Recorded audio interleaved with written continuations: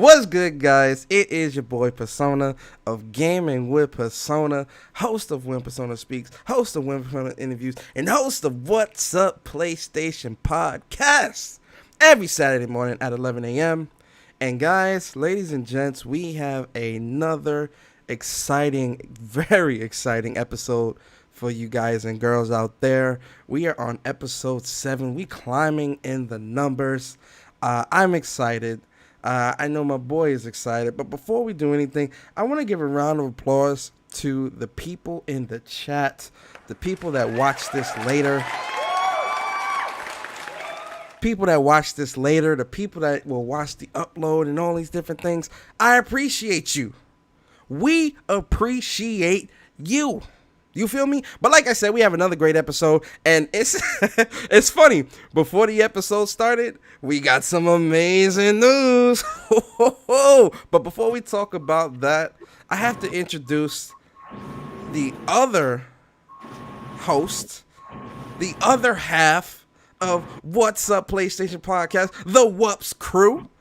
None other than my boy Jay Bari in the building. Bari, say what's up to the people, man. How you feeling, bro? What is up, YouTube? What's up, PlayStation Nation? It's your boy Jay Bari, and we are back with another What's Up PlayStation podcast, man. We are here to give you guys greatness once again, which is that PlayStation Nation, which is that PlayStation 4, and soon to become that PlayStation 5. Yo, Persona, man, it's a beautiful day in the neighborhood. A beautiful day in the neighborhood. Will you be mine? Will you be mine? Yo, listen, it's a beautiful day in the neighborhood. The PS5 is on the horizon.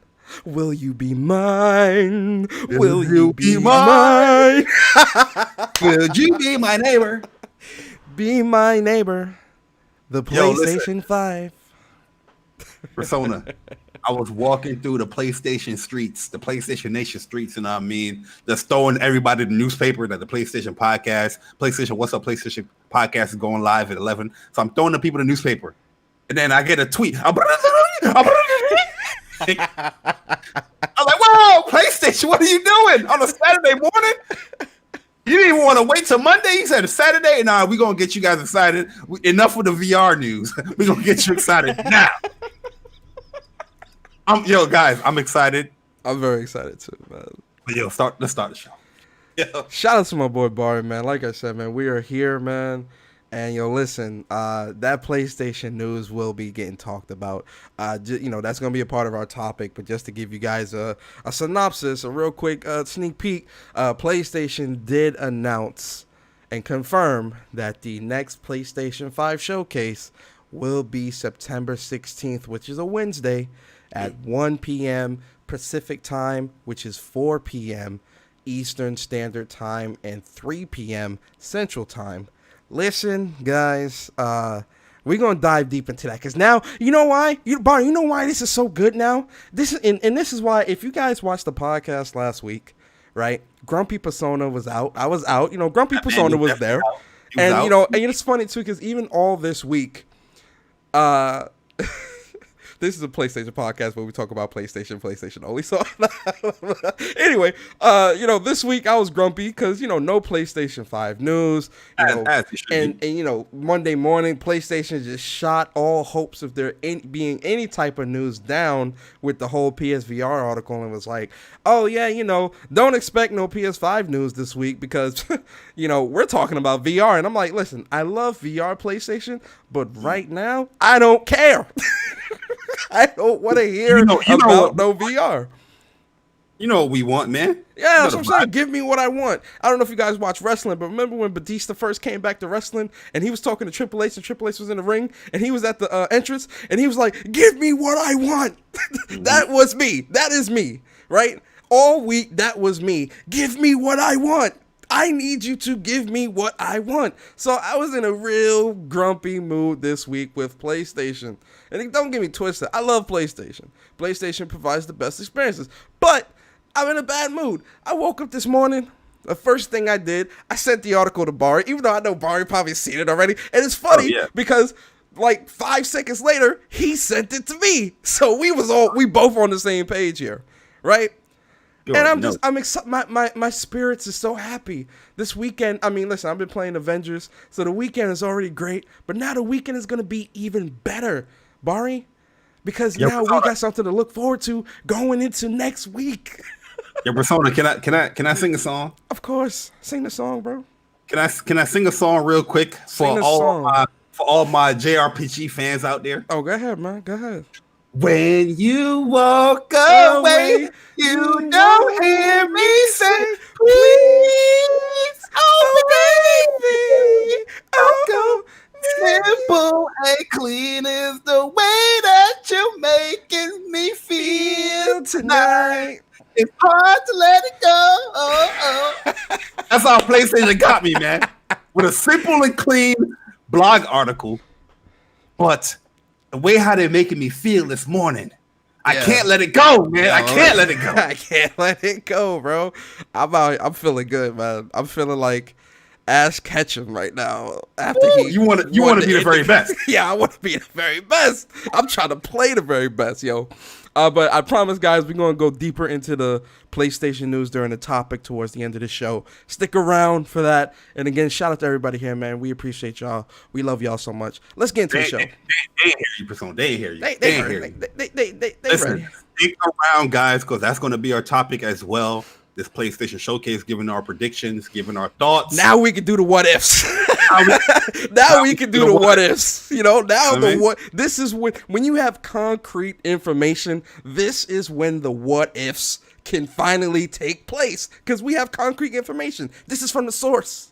So the what ifs that we talk about here are validated.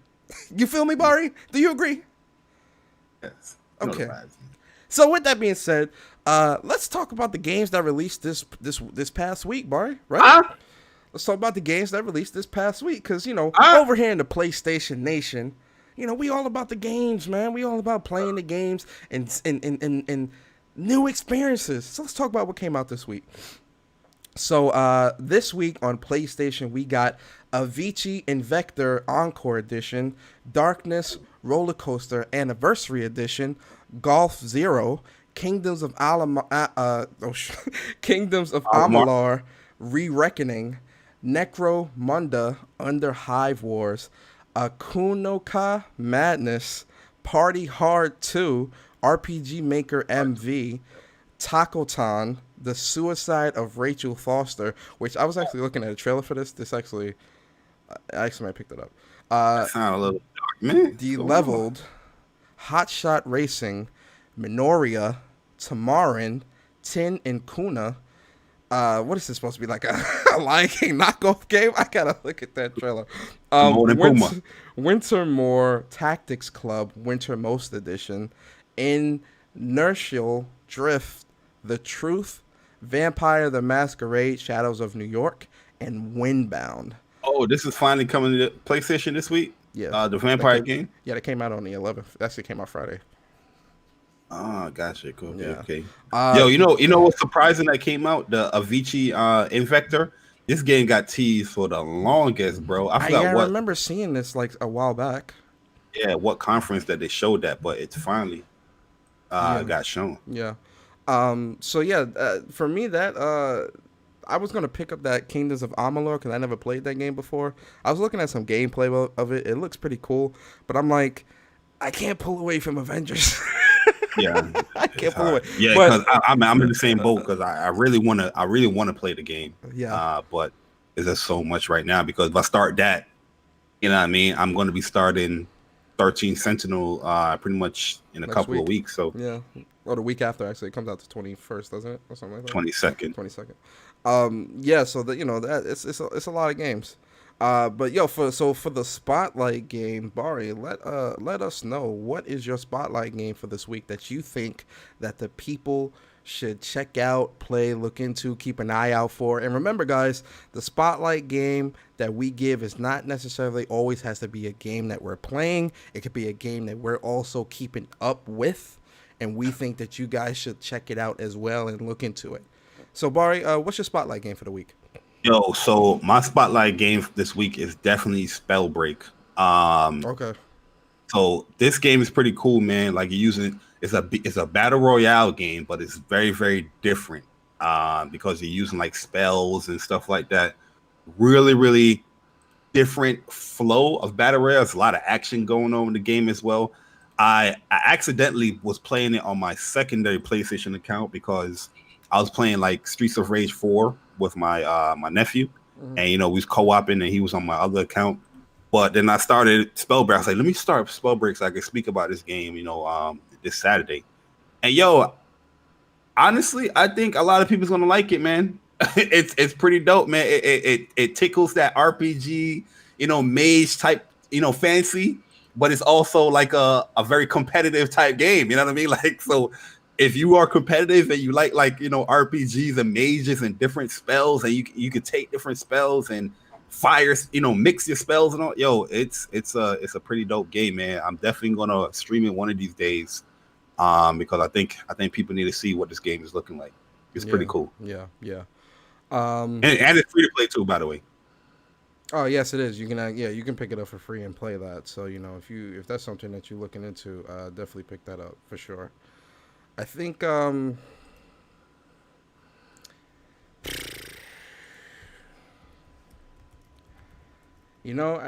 think for me the game that I think people need to keep an eye out for in my spotlight game this week is Call of Duty, Cold War. Woo! You know the vibes. Yeah. You Yeah. vibing right now. Yeah. Okay. Yeah. Just because this game, obviously we had the multiplayer reveal this week, and we'll be talking about that later in the show. But uh, this game, the multiplayer for this game, just looks so great, and it's a back to formula type of game with a lot of the things that I've been seeing with the gameplay and a lot of things that we've been reading about and things like that.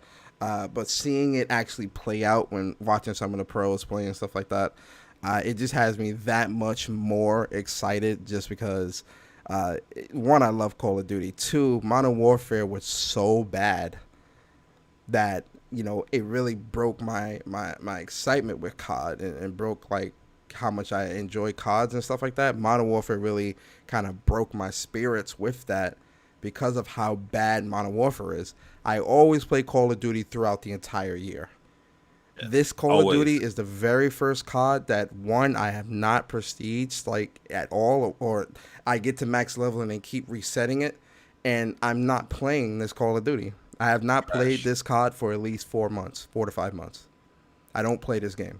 It's that bad of a game, and I always Yeah. play COD throughout the entire year. Maybe not every single day, but every week, me and Barry will do COD Sundays. And then, if I'm getting that itch during the week, we'll play COD. I'm not playing no CODs right now. Yo, this Modern Warfare is the only COD where you get a quad feed, bro, and you be like, yo, that's play the game. That's play the game. And then they play the game to this camper that's sitting in the nook and cranny corner and get 2 kills by this little camping spot. I'd be like, yo, what is going on with this game? It doesn't even give you the incentive to like try to do good. You know what I mean? To get to play the game enough. It's hot garbage. It's not a good game. Yes, it's a trash game. It's a trash game for sure. So those are the spotlight games for the week, guys. We hope you guys enjoy it, and hope you guys check those out. Right. So let's get into the news, Barry. Can we talk about some news, Barry? Can we do that? There's a lot of news to talk about. Yes, it is. I'm so excited. So let's start with the bad news first, and then we'll kind of we'll talk about the good news. Let's start with the bad news because the good news is always it'll lighten it up a bit, right? So bad news, guys. Kena Bridge of Spirits has been delayed until Q1 of 2021, which is early next year. Ember Labs, they're saying the team is overwhelmed and humbled by. Matter of fact, let me share my screen so you guys can see it. Yeah, So Ember Labs is saying the team is overwhelmed and humbled by the positive response and outpouring of support for Kena Bridge of Spirits. Your kind words and excitement for the game have been an inspiration to the team. This year has brought many challenges, and our transition to working from home has caused development to move slower than we hoped. For this reason, we have made the difficult decision to delay the release of Kena Bridge of Spirits to Q1 2021. We have not made this decision lightly, but feel it is best for the game and well-being of the team. We will use this time to give the game the polish it deserves and deliver an experience that meets our vision and your expectations. We look forward to sharing more about Kena in the coming months and delivering an amazing experience early next year. Bari, that's got. I got to be honest, Bari. That hurts. It's understandable, and I get it, but it hurts so bad just because Kena was one of those titles that it's like top of the list. I can't wait to pick this game up, type of thing. You get what I'm saying? And seeing this, it really hurts because now we got to wait a little bit longer. How you feel about this delay, man? What's your thoughts when you saw this? It sucked because it was a game I'm heavily looking forward to. Like me and the devs, we interact a lot. Persona, the DMs, we interact a lot. You know what I mean? So it definitely sucks that they delayed the game. I thought the game was definitely looking strong to come out. It was slated to come out holiday 2020.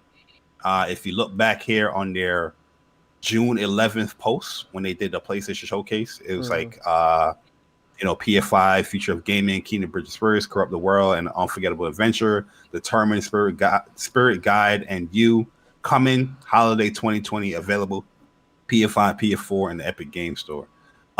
So they never really said that it was going to be a launch game. Even though a lot of people thought it was going to be a launch game, they never said that, and that kind of had me like, I remember hearing like a tweet that said that it was a launch game, but yeah, to me, at the end of the day, a game that you are looking forward to that gets delayed, yes, is it going to be for a better product at the end of the day? Absolutely, but it still sucks that you can't play it at the desired time that you are looking to play it. Because I ain't gonna lie to you, man, 2020 is looking stacked. You know what I mean? Because Persona, Guilty Gear is coming 2020. I know a lot of people don't play Guilty Gear. Man, I forgot Guilty Gear is coming out. I'm going to be devoting a lot of time in that game because I really want to, kind of like how when XR came out, I want to go hard in Guilty Gear. So there's a lot of 2021, early 2021 is looking stacked, man. Yeah, stacked. Stacked. We'll definitely see with this PlayStation Showcase to see what's going on with launch. Hopefully, some of these games that they showed is launch, because I would love to get these games and play them, with a PlayStation 5 and probably like December or stuff like that, and then get ready for Kena. But this definitely hurts, but it's for the greater good, and I still can't wait to play it. Yeah, I'm actually in the same boat as you. It's really is a great game. It looks really great. I kind of, it's funny. I think a part of me, a small part, not a large part, but I think a small part of me felt that we were going to get a delay with this, just because they weren't giving any type of substantial update either. They did had that last Game Informer article. That's why I'm going into that. I was actually going to go into that. That was going to be the good news. We were going to talk about that next. But that's the surprise of this delay, though, because they had the Game Informer info. Exactly. And like 2 days later, they were like, well, I think the Game Informer info and all that was probably set up a couple months prior or whatever. Yeah. And that, it was just releasing or whatever. But, seeing the Game Informer information and hearing about all this other stuff, and then seeing the delay like 1 or 2 days later, I'm just like, this hurts. It was kind of weird. Yeah, it threw me off. But yeah, guys, so it's delayed till Q1 2021. Mark your calendars. Let us know when you think it might be releasing. When you think it's going to release next year, Burr? I think Q1 2021. I can say releasing like March. No, I'm saying late January. Late January. Yeah, you think that soon? Yeah. Okay. That's interesting. Okay, we'll see. So then now let's kind of like Even more specific. You want to go specifics? I can give you a specific date. yes, January 26th, Kena Bridgesburg. January 26th. Why that date specifically? It's Tuesday, late January. Um, and that's this one I think is going to come out January 26th. All right, if we're doing specific dates, let me look at the let me look at my calendar. Oh man, if we're gonna do specific dates, I'll say March. I'll say March 16th. Yeah, March 16th. It's a Tuesday. I'll say March 16th. But yeah, so let's get into the good news of Kena, because Kena definitely did come out with a ton of information. We're gonna just run through some of it real quick. So Kena Bridge of Spirits, they did an interview with Game Informer and kind of was like, ask us anything type of ordeal, and like a ton of questions was asked. And these are some of the standouts with some of the information that they divulged, right? So with Kena Bridge of Spirits, it takes 2 seconds to launch. Now, hear this clearly, guys. It takes 2 seconds for the game to launch from the PlayStation 5 OS into the game, like actually playing the game, and that's from a fresh launch. More lush and dense environments. There are over 100 rot, and the rot is those tiny black creatures that we saw in the gameplay trailer and stuff like that. That's the rot in the game, and the PS5 can display all 100 at the same time. Utilizes the DualSense with the bow and things of that nature. Some additional details. They said like, gonna be, like the foliage and everything's gonna be much more denser in the PlayStation 5. Yes, it's definitely gonna look very next gen when you're playing the game. Voice acting for Kena is confirmed, so Kena does have a voice. I know I don't know if we was really thinking. A lot of people was asking that. A lot of people was asking that. They were saying she wasn't talking or anything like that. So I can see how they they would think that. Rot can be found in the world like Toads in Paper Mario and help you with puzzles and combat. So kind of like Pikmin. Think of it like Pikmin in regard to the rot. Rot can die, and you'll always have them all with you. And you can customize the rot with hats. Yeah, you can put like little like gear and stuff on them. Yeah. And then some last bit of details here. Photo mode might come later in a later update or at launch. The game structure is wide linear. There's a hub that connects to all regions. The game will not cost $60, and Ember Labs is pushing to have the scope of the game, or the magnitude, I should say, of the game is you can finish the game potentially in a weekend, and there is a harder difficulty setting. So Bari, seeing hearing and seeing some of this information that Ember has divulged to us, what's your thoughts on this type of information and how you're feeling about Kena now with knowing these bits of information that we know now? Nah, yeah, I'm always excited for the game. I was always excited for the game. Hearing this stuff is always cool, little tidbits. But the delay is still it's still lingering. You know what I mean? So you hear it on the like that, it's delayed. But it's cool. Like big difference, with the PlayStation 5 and the PS4 is the rot stuff, right? They said all the 100 rots can be displayable on the PlayStation 5. With the PlayStation 4, you can't do that. You will have the numbers there, but you can't display all of them there. That's a huge difference there.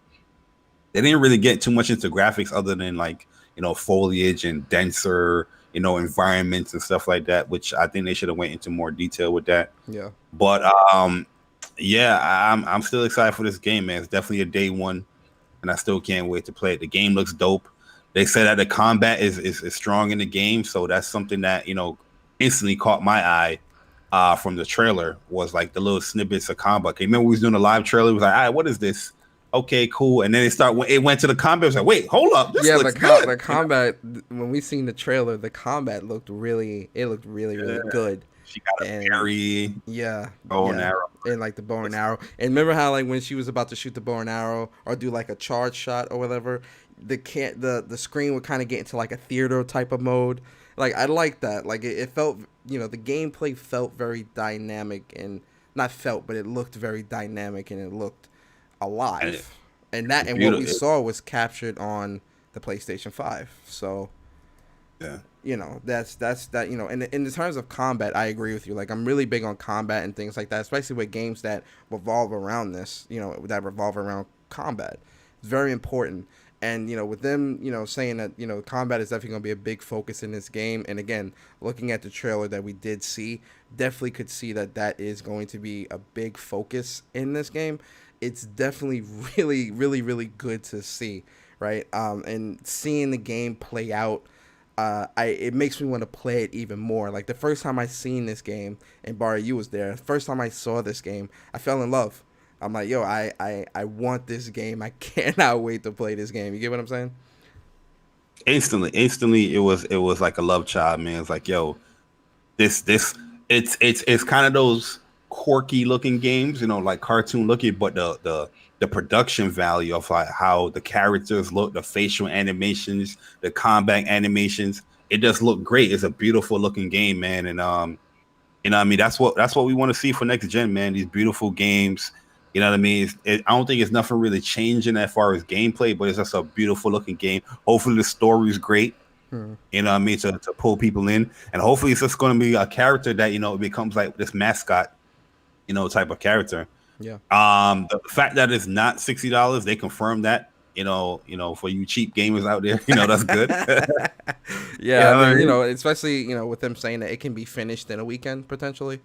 yeah. I can see how, them saying something like that and then the game being made $60. Some people may have an issue with that. The cheap gamers are the ones that say, oh, I don't see the value in this. If I can beat it in a weekend, why am I paying $60? Like, I was that like, person. Experience to me is where the value comes in. Like if a yeah, game is short, $60, but my experience was great, then it's yeah, well worth it for me. yeah. Doesn't matter I about agree. Yeah, I agree. I agree 100%.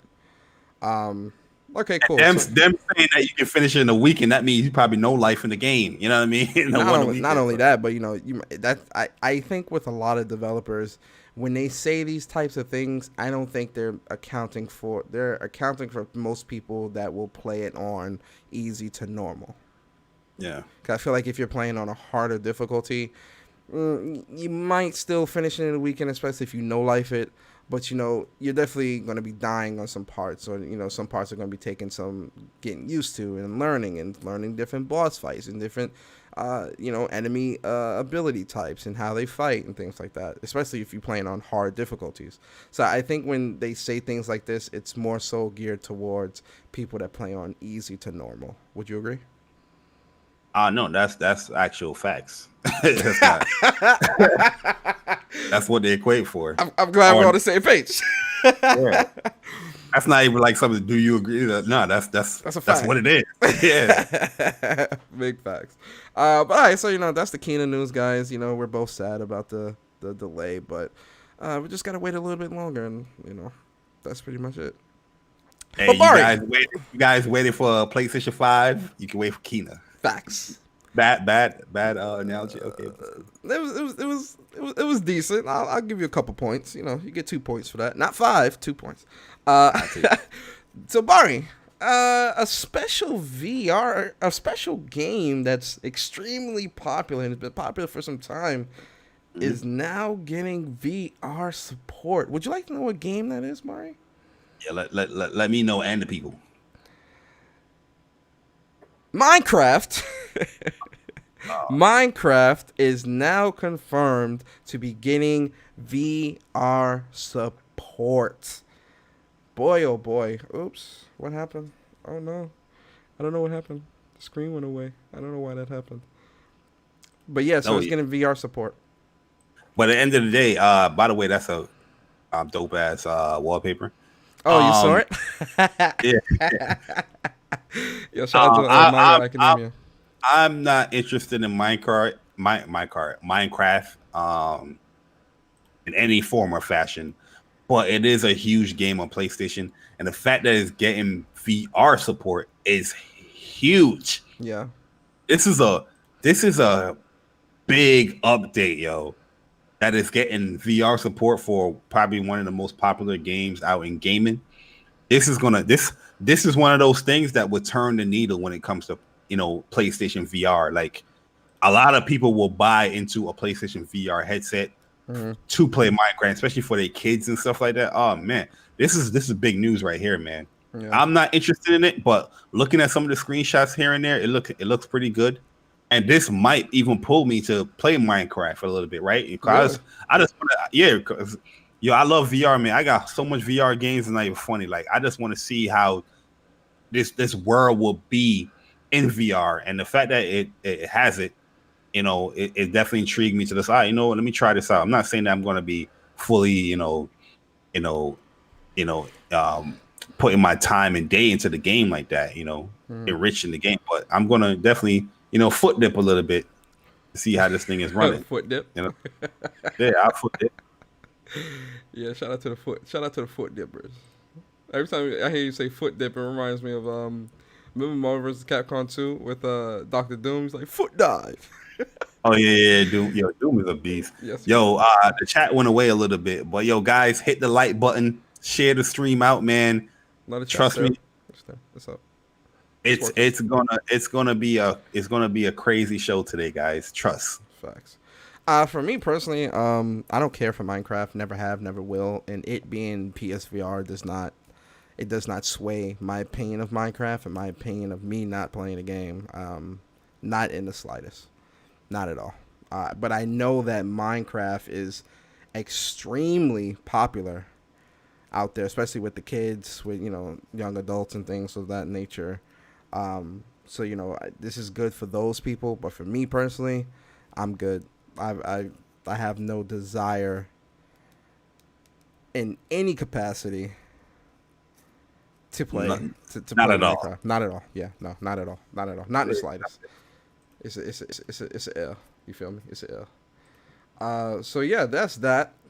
Now Bari, Project Athia. You remember that special game that was shown at the PS5 event that you was like, that's Final Fantasy. That's Final Fantasy.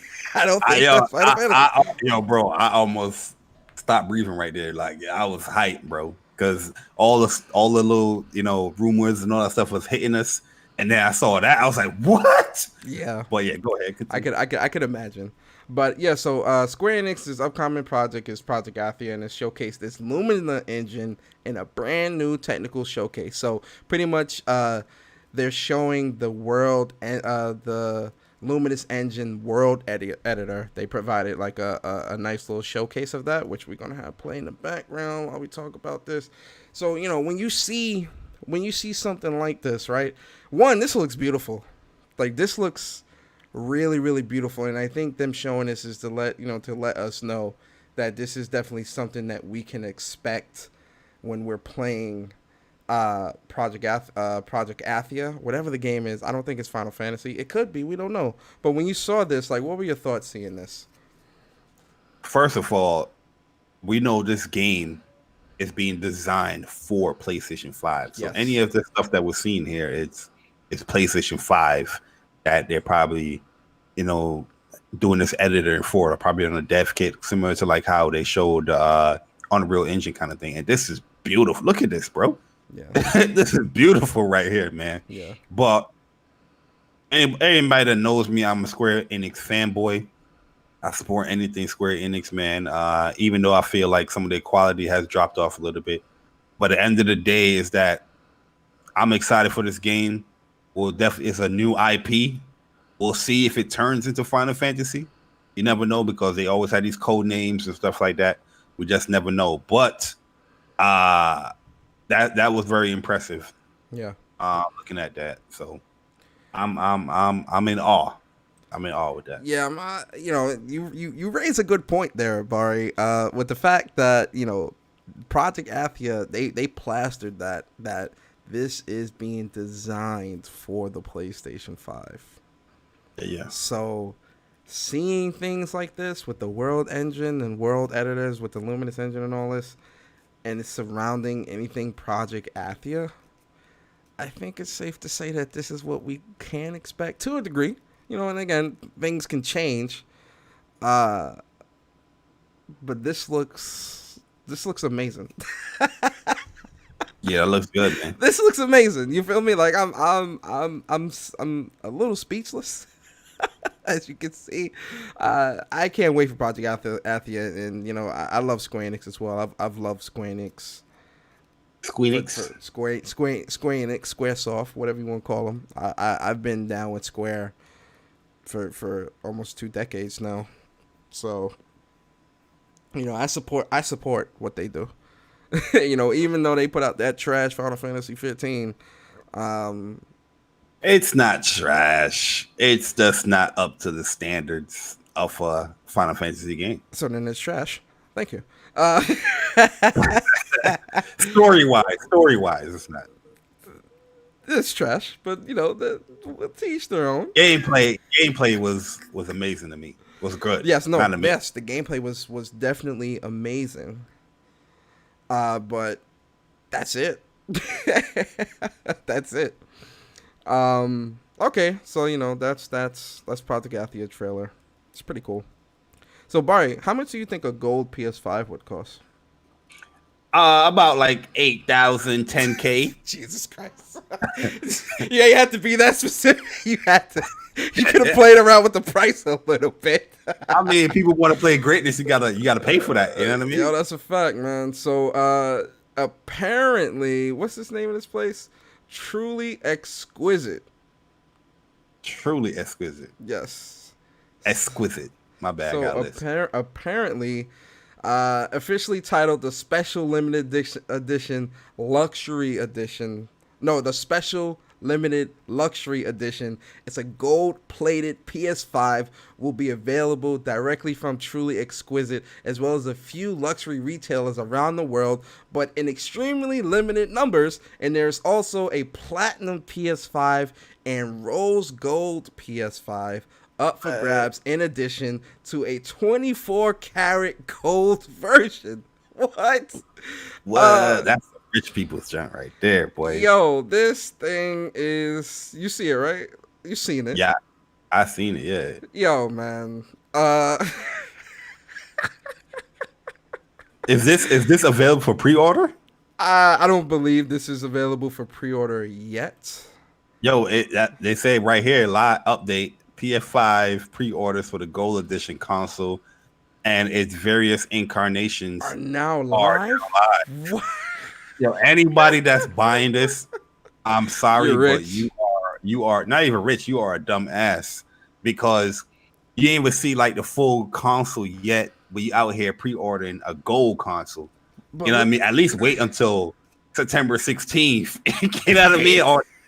Or after that week, then you pre-order this joint. But yo, to spend, well, this is pounds, what they have pounds, in here. Yeah, so 24-karat gold pounds. I'm about to convert this now. Hold up, let me go to Google. That's like 9,000, almost 8. That's almost 10K for most of these. You know what I mean? Like, Jesus, yeah, y'all yo, and you know, it's the funny thing. We joking and we laughing, but there are people pre-ordering this stuff right now. You know what I mean? Yeah. Or 12K. Jesus. Let me see. So dude, that's 10 grand, $10,234 for the 24-karat gold one, and for the 18-karat rose gold, it's I'm good with my white and black PlayStation 5. 300. Yeah, I'm good, bro. 10. Yo, listen, I love PlayStation, but nah, I'm good, bro. I'm not on something like this. I would spend like I'm buying a brand new TV for PlayStation. I'll buy an external or whatever, but that ain't adding up to no $10,000. Before I even would consider buying something like that, I would have to see if the console is proven, like the heating solution and all that stuff.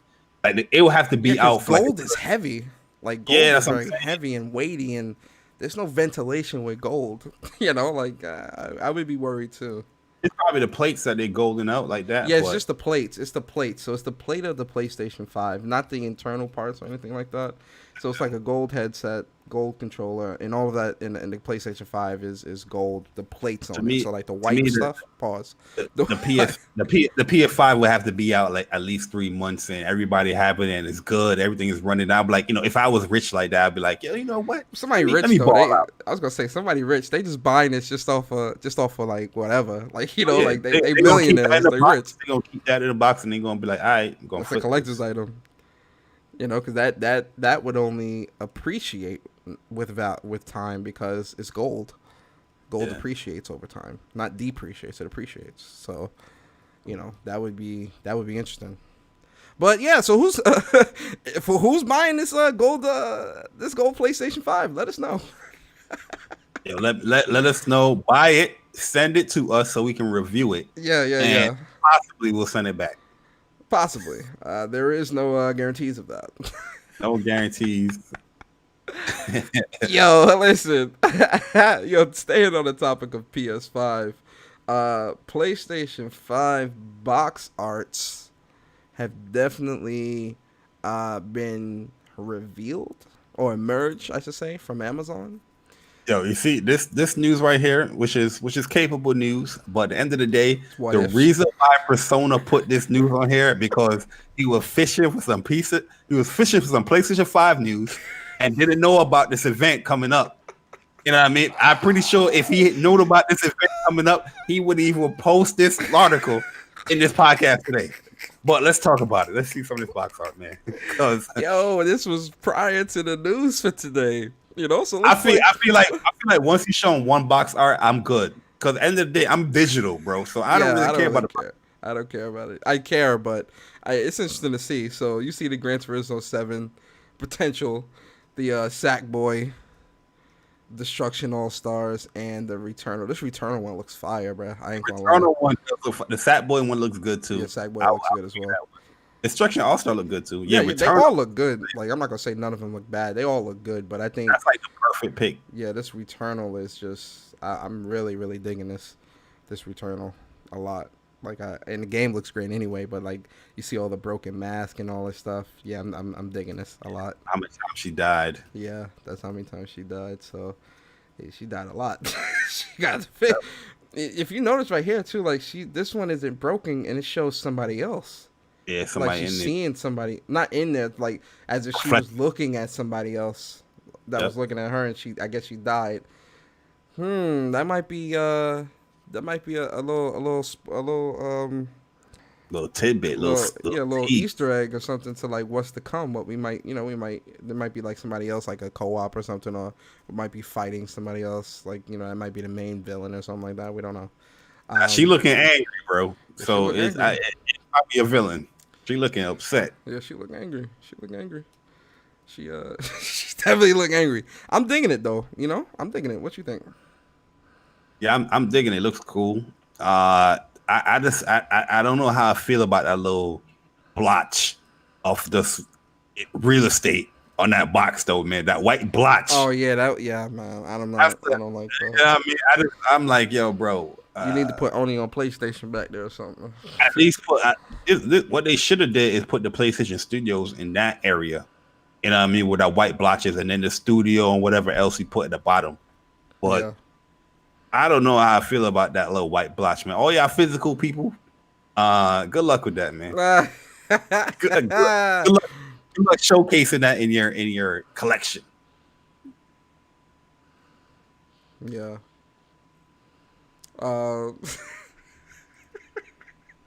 I'm thinking about it now, and I'm just like, yo, man, like I'm not physical either, so it's just like, yo, like I'm good. You guys got it. Yep. All right, so let's talk about this. Let's talk about this Cyberpunk 2077. Yeah, buddy. Let's talk about it, man. Let's talk about it, because if you were paying attention earlier this week, there was a little bit of a hoopla for lack of a better term, with surrounding CD Projekt Red and Cyberpunk 2077, because it came out that CD Projekt Red will be including microtransactions in the multiplayer portion of Cyberpunk 2077, which is believed to be it's said to be a separate entity of Cyberpunk. It's not something that is in the main game of Cyberpunk 2077. And they confirmed that microtransactions won't be in the single player. Now the problem is that CD Projekt Red was very vocal and adamant about not putting microtransactions in their games, period, in any capacity. And how, we want your money to matter and go a long way, and we're not about greed, and how all these companies are greedy and all this other stuff. But now they will have microtransactions in their multiplayer of Cyberpunk, but not in the single player. What's your thoughts on this, Bari? Like, are they hypocrites? Are they frauds? What's your thoughts, man? Like, how you feel about this? Absolutely. I mean, at the end of the day, it's just like when people see microtransactions, they always think of it as like a bad thing. I never really think that microtransactions is always a bad thing. Certain companies, how they implement them, could be bad, but majority of the microtransactions that we have in these games is not like a bad thing. Most of them is cosmetics anyway. You know what I mean? But the way how CD Projekt Red was very adamant against microtransactions and how they always spoke about it, all the developers doing it, all that stuff, it does look kind of hypocritical that you are putting it in a portion of your game, even though it's multiplayer. It looks hypocritical, man. It looks bad on their case. And I know there's a lot of people defending CD Projekt Red and all that stuff, like, oh, but it's not in the single player. Yeah, that's perfectly fine, but it's still a portion of their game. With Cyberpunk, they have a multiplayer aspect, and it's going to have microtransactions, regardless of what the microtransactions is. Because as I said earlier, I don't think all microtransactions are bad. You know what I mean? They still have it in there. You guys was getting on Avengers, a game that you technically don't have to buy shit. You know what I mean? Microtransaction wise, if you guys want to buy a outfit or an emote, you could do that with real world money, but you don't really have to. But you guys was giving Avengers, shit to this day about it. Oh, they money hungry and all that stuff, and it's cash grab. But CD Projekt Red, yeah, quick to defend it. Where's the same energy? Like everybody said, keep the same energy. But end of the day, it doesn't really affect me. I wasn't planning on playing it multiplayer anyway. Who the hell would want to play a CD Projekt Red multiplayer game unless it's like a card game or it's something where it's what is it multiplayer anyway? Is it going to be like PvP, like action to action? I don't know what their multiplayer is. I never went into detail as far as what their multiplayer is, but I'm not going to play it. I'm on the single player. You know what I mean? Yeah, so like if you look at this tweet here, it's a quote tweet from March 8th, 2019, where they said no microtransactions, and they quote tweeted it again now in the present day, and they said nothing changed. Cyberpunk 2077 is a single player game with 0 microtransactions, one single purchase, no tricks, don't believe the clickbait. Cyberpunk Multiplayer Online, which is a separate project, will have microtransactions, but we said that a year ago already. Like always, expect us to treat your money with respect. My thing is this, right? Am I buying Cyberpunk 2077? Yes, because I'm curious about the game. I want to play the game. I am going to pick up the game, and I really had no intentions of playing the multiplayer, at least not like hardcore anyway. My whole thing is this, right? And this is the problem that I have with these, for lack of a better term, these political, these quote unquote for the people type of developers like this, because they try so hard to please everybody and they end up looking foolish in the end. And what I mean by that is, I believe that Cyberpunk isn't trying to be malicious, and me, I don't have a problem with microtransactions. Not, I don't look at microtransactions all the time in the manner that a lot of people look at them in. You know, they shun a game or they're not willing to even give a game a chance if it have microtransactions. I'm not that type of person. I mean, look, I just spent $20 in Avengers yesterday to buy some costumes and shit. Like, listen, I don't have that issue, right?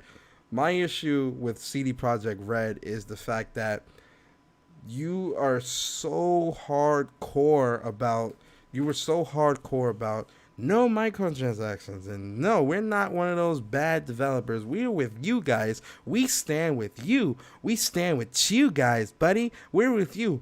Listen, man, you're not. Oh, damn. You're not. Speak from the heart. You're not with the gamer, so to speak, and that's fine.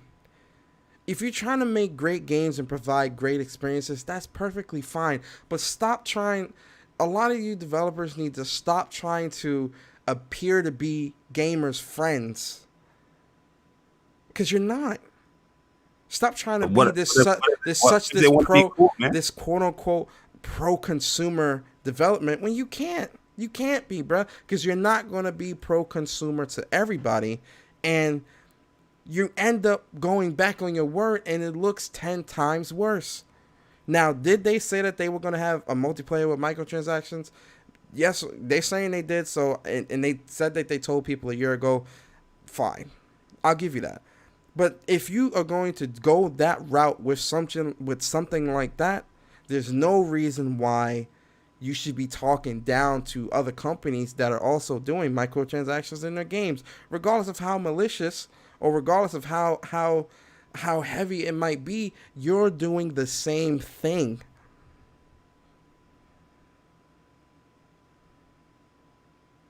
That's like me telling somebody else, oh, do something right with your life, do something, whatever. And I'm not following I'm not practicing what I preach. You're not practicing what you preach.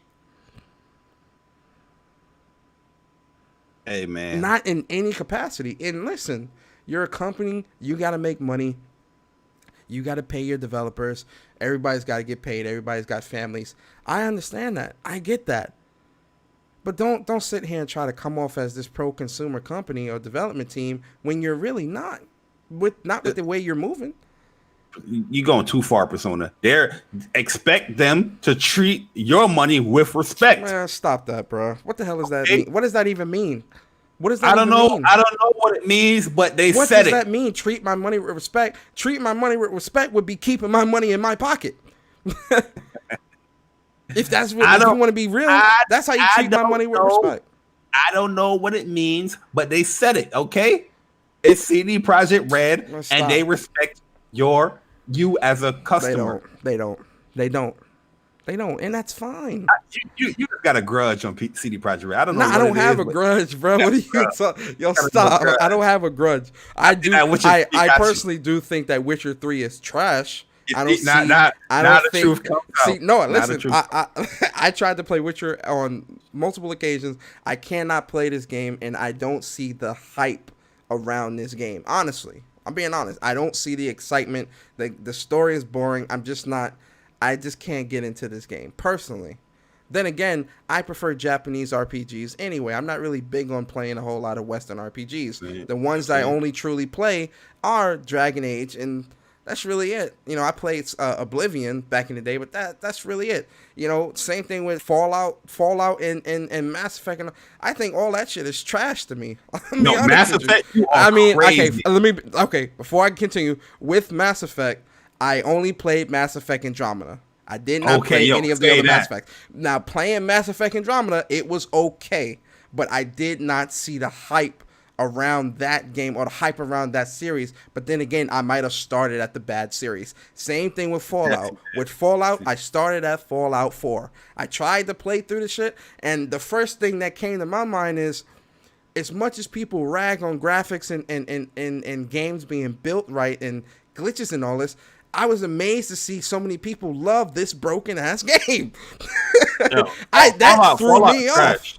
No, Fallout is trash, and I'm playing Fallout 4, and I keep walking through walls, it's glitching, and it was just very. I could not get into that game at You all. know, you know what's funny? I don't know why I bought Fallout 4 because with Fallout 3, I had like this save glitch and it ended my progress with the game. I was stuck in a freaking like cement or floor and I couldn't move and I couldn't reset my save because my save was saved right there in the glitch.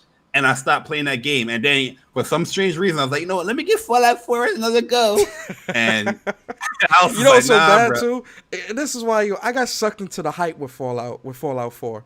I'm telling you, I got sucked into the hype, and the reason why I say that is because I bought the collector's edition of this game, bro. Oh, I got the man. collector's edition with the Vault Boy. I got that. It's sitting in my closet right now. I bought man. the collector's edition of this game because I'm hyped. Because I'm like, yo, man, people are saying this Fallout is great. You know, I'm about to give this game a try. I'm about to go all in.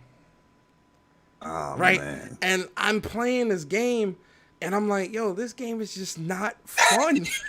Like, as soon as I turned it on, I'm playing it for like 2 or 3 hours. I'm like, I'm really trying to like play it and like get into it. I'm trying so hard. I'm trying, and I just sucks. can't. I cannot play this game. And Bari, recently I went back to Witcher. I started over. I'm like, yo, let me give Witcher 3 another good try. Because I want Witcher, to be you fair. need to give it another good try. A Witcher, Nah, man, I can't. that game, that is probably one of the best games I played this generation, bro. And I'm not a CD Projekt Red capper. I'm not like a Witcher fan, Yeah. but that game was bar none amazing, bro. I Yeah. love that game to death, bro. Legit, legit, bro. And I never played the Witcher series, you know what I mean? But I played that. Yeah, does it take a little bit while to kick in? The beginning was good, so I don't understand how you're not really into it. Because the beginning, right from the jump, it's heat. I But mean, I'll try probably on PS5 with the upgrades. It'll be better. It'll be a yeah, better yeah, yeah. game. I suggest Yeah, you I'll do give it, it man. when the PlayStation 5 comes out. I'll give it another good try. I will, because there were some parts that were okay, but like I said, I'm so deep into like Japanese Into that game, RPGs. you got a lot of people going into that game like it's like a hack and slash type game. It's not. Like people talk about the combat is bad. I don't think Witcher 3 combat is bad at all. It's just the way how people is doing it. They're trying to mash. They're trying to fight enemies that sword doesn't work on because you have two different swords. You have a regular and you have a silver sword. You got to be very methodical on how you approach combat with that game. And Yeah. people think it's a hack and slash like Devil May Cry and want to say the combat is bad. Nah, you No. definitely got to be strategic with how you fight Yeah, in that's what I'm Witcher. saying. Like, yo, people. I don't understand that with people's like slander Witcher 3. And when I watch them play the game, I'm like, yeah, you're button mashing, man. You're trying to mash in a game that's not built to mash. Yeah. It's crazy. Yeah. But in terms of CD Projekt Red, again, I'm buying Cyberpunk. I'm buying the game. All I'm saying to CD Projekt Red, and this is my problem when people they hold some of these development teams in such a high regard that they cannot acknowledge their faults. As much as I love Sony Santa Monica, Naughty Dog, and all these different things, if they messing up in any capacity, I'm willing to admit and even accept that they're messing up. You understand? Is that true? Did you admit that they messed up by killing Joel? I don't think they messed up by doing that. I'm a troll. I'm trolling. I was about to say, I don't think they messed up by doing that. I thought that was, listen, I was joking. we gonna go. Yeah, you starting. See, you starting, Bari. You starting. You starting. And I know what you're doing. You're not gonna take me down with you. I'm about to go down the whole path with that. Somebody is going to click clack in the comments with that statement. Guarantee it. Well, listen, and we're not gonna go down this path too much longer. I just want to say this: with Joel dying, right? In that type of world, that is expected. After seeing what Joel did in Last of Us 1, I'm not surprised they ended up deciding to go this route in Last of Us 2. Part 2. The man double-crossed an entire fleet of people. He killed 2 floors of people to get to this girl. It's over. Or was it 1 floor? No, it was 2 floors. No, it was 2 floors. 2 floors of people. It was more than 2. It was. Well, 2 yeah. No, it was 2 floors because remember you had to go through the entire.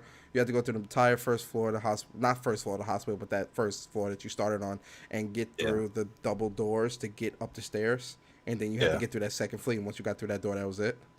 Yeah, so it's two, just technically it is 2 floors. You think people ain't gonna want revenge?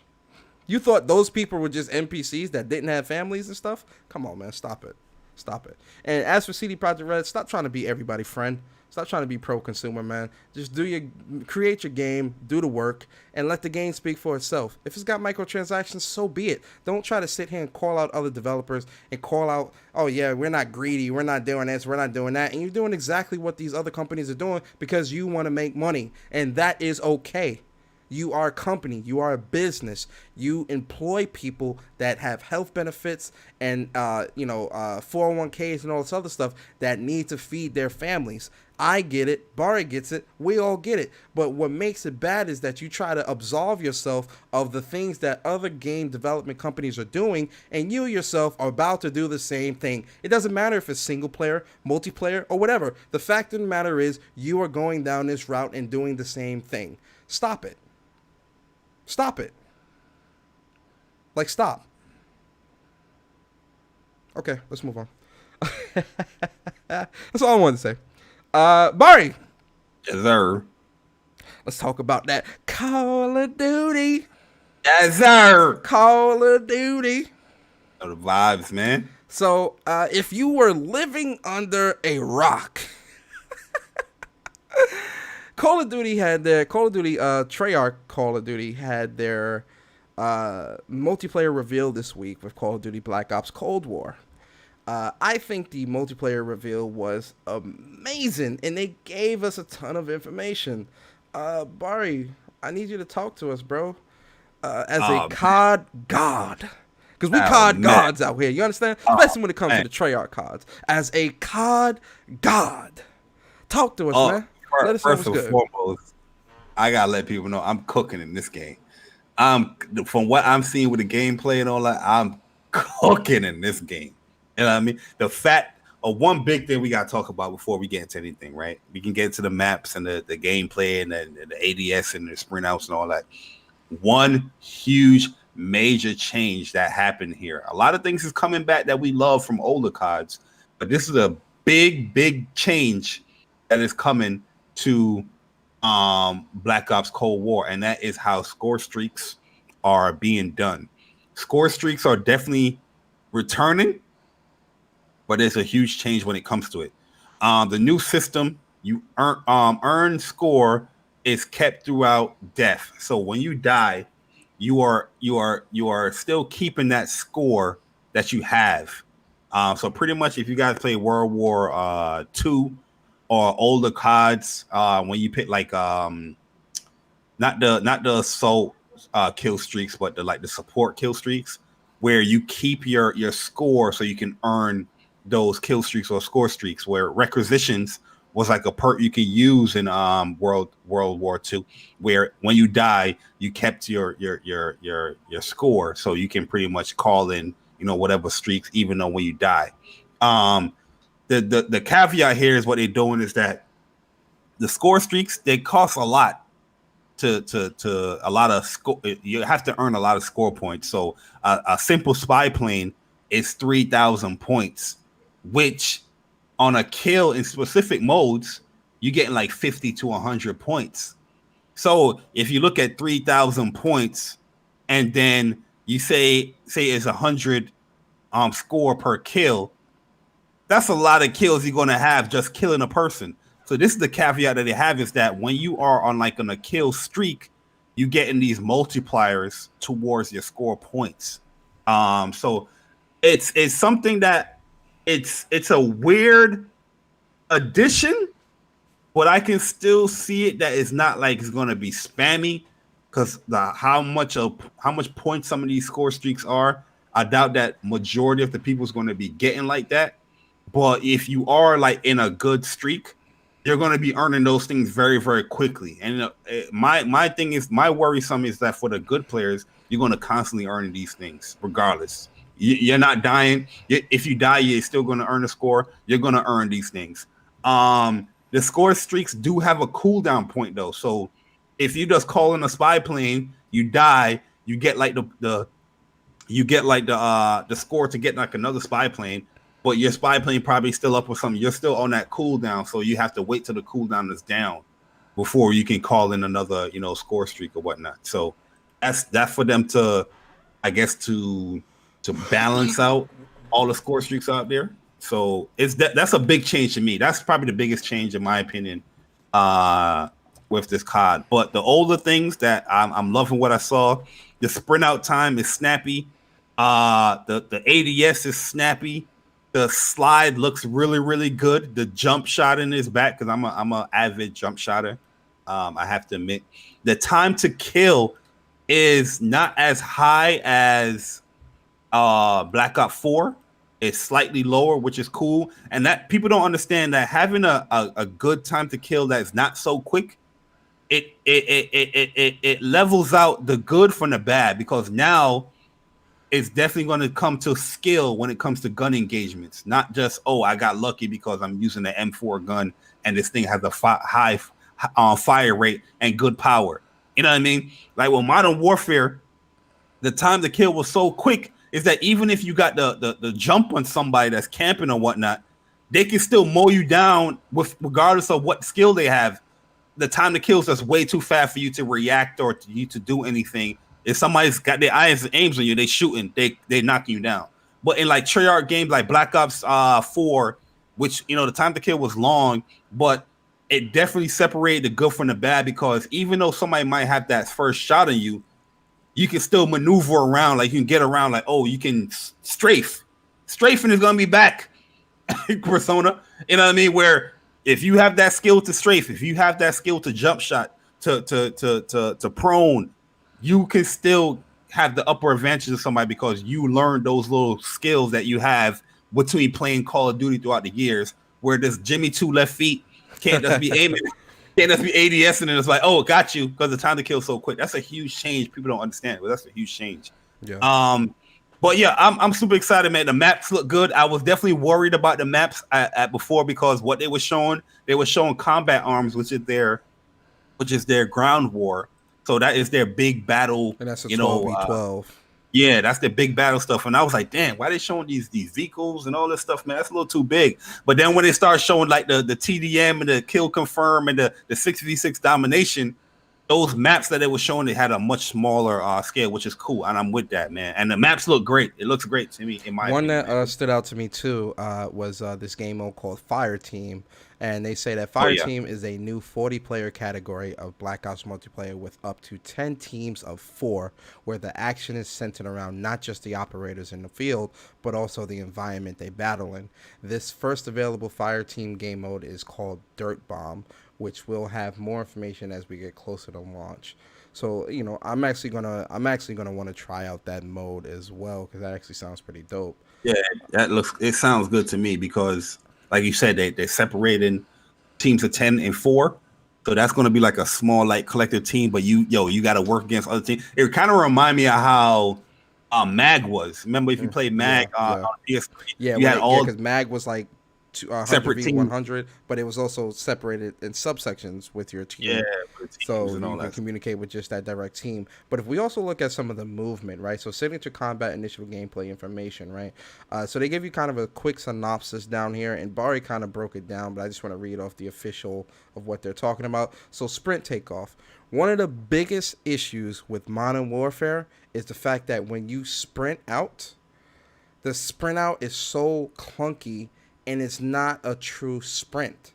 It's a light jog, and then you have to press the button again to sprint, which is stupid. So you have to go into this slow running animation, and then into running.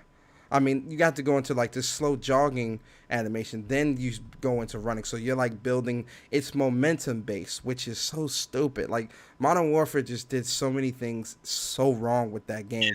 But I'm so glad to say, with that tack sprint that he had, where you had to double click the L3 button, that destroyed some of my L3 sticks, man, especially on my scuffs, man. Like, that I believe that's what messed up my Astro C40. Yeah, that double click. You know how many times I died because of that? Ridiculous. But so sprint takeoff, right? So sprint takeoff in Black Ops Cold War, operators automatically receive a burst of speed when starting a sprint, then settle down to a normal sprint speed. Now, again, this is actually so good. And the reason why I think it's so good is because it's going to really take advantage of you, really help you getting out of those sticky situations quick. And I think that's why they have it like that. Because if you're sprinting and you're trying to sprint around a corner, or you see somebody shooting at you and you're trying to sprint around a corner or sprint away real quick before they get you, you know, that burst of speed, that initial burst of speed, getting that at the beginning of your sprint out is really going to make it easier for you to, especially more experienced players and players that, you know, especially, you know, That's what's going to make. Not to be cocky, but, you know, myself and Bari. It's really going to slide and feel good because you're going to have that burst and you can slide right there. Yeah, so you're gonna feel it's gonna it's gonna add to that momentum. So, you know, sprint takeoff is gonna be really great, and then sliding starts and ends in a crouch position for a more believable movement pattern. This is going to be so clutch when you're trying to, again, evade enemies, or you're trying to take enemies by surprise with the slide, because in old CODs, when you slid, you stood up after. So it's like, yo, yeah, what's going on? There's a way to stand up. Like a lot of the players, they were saying that if you press, it's how you time it. If you press jump, you would get a standing position, and then you can jump cancel again into it.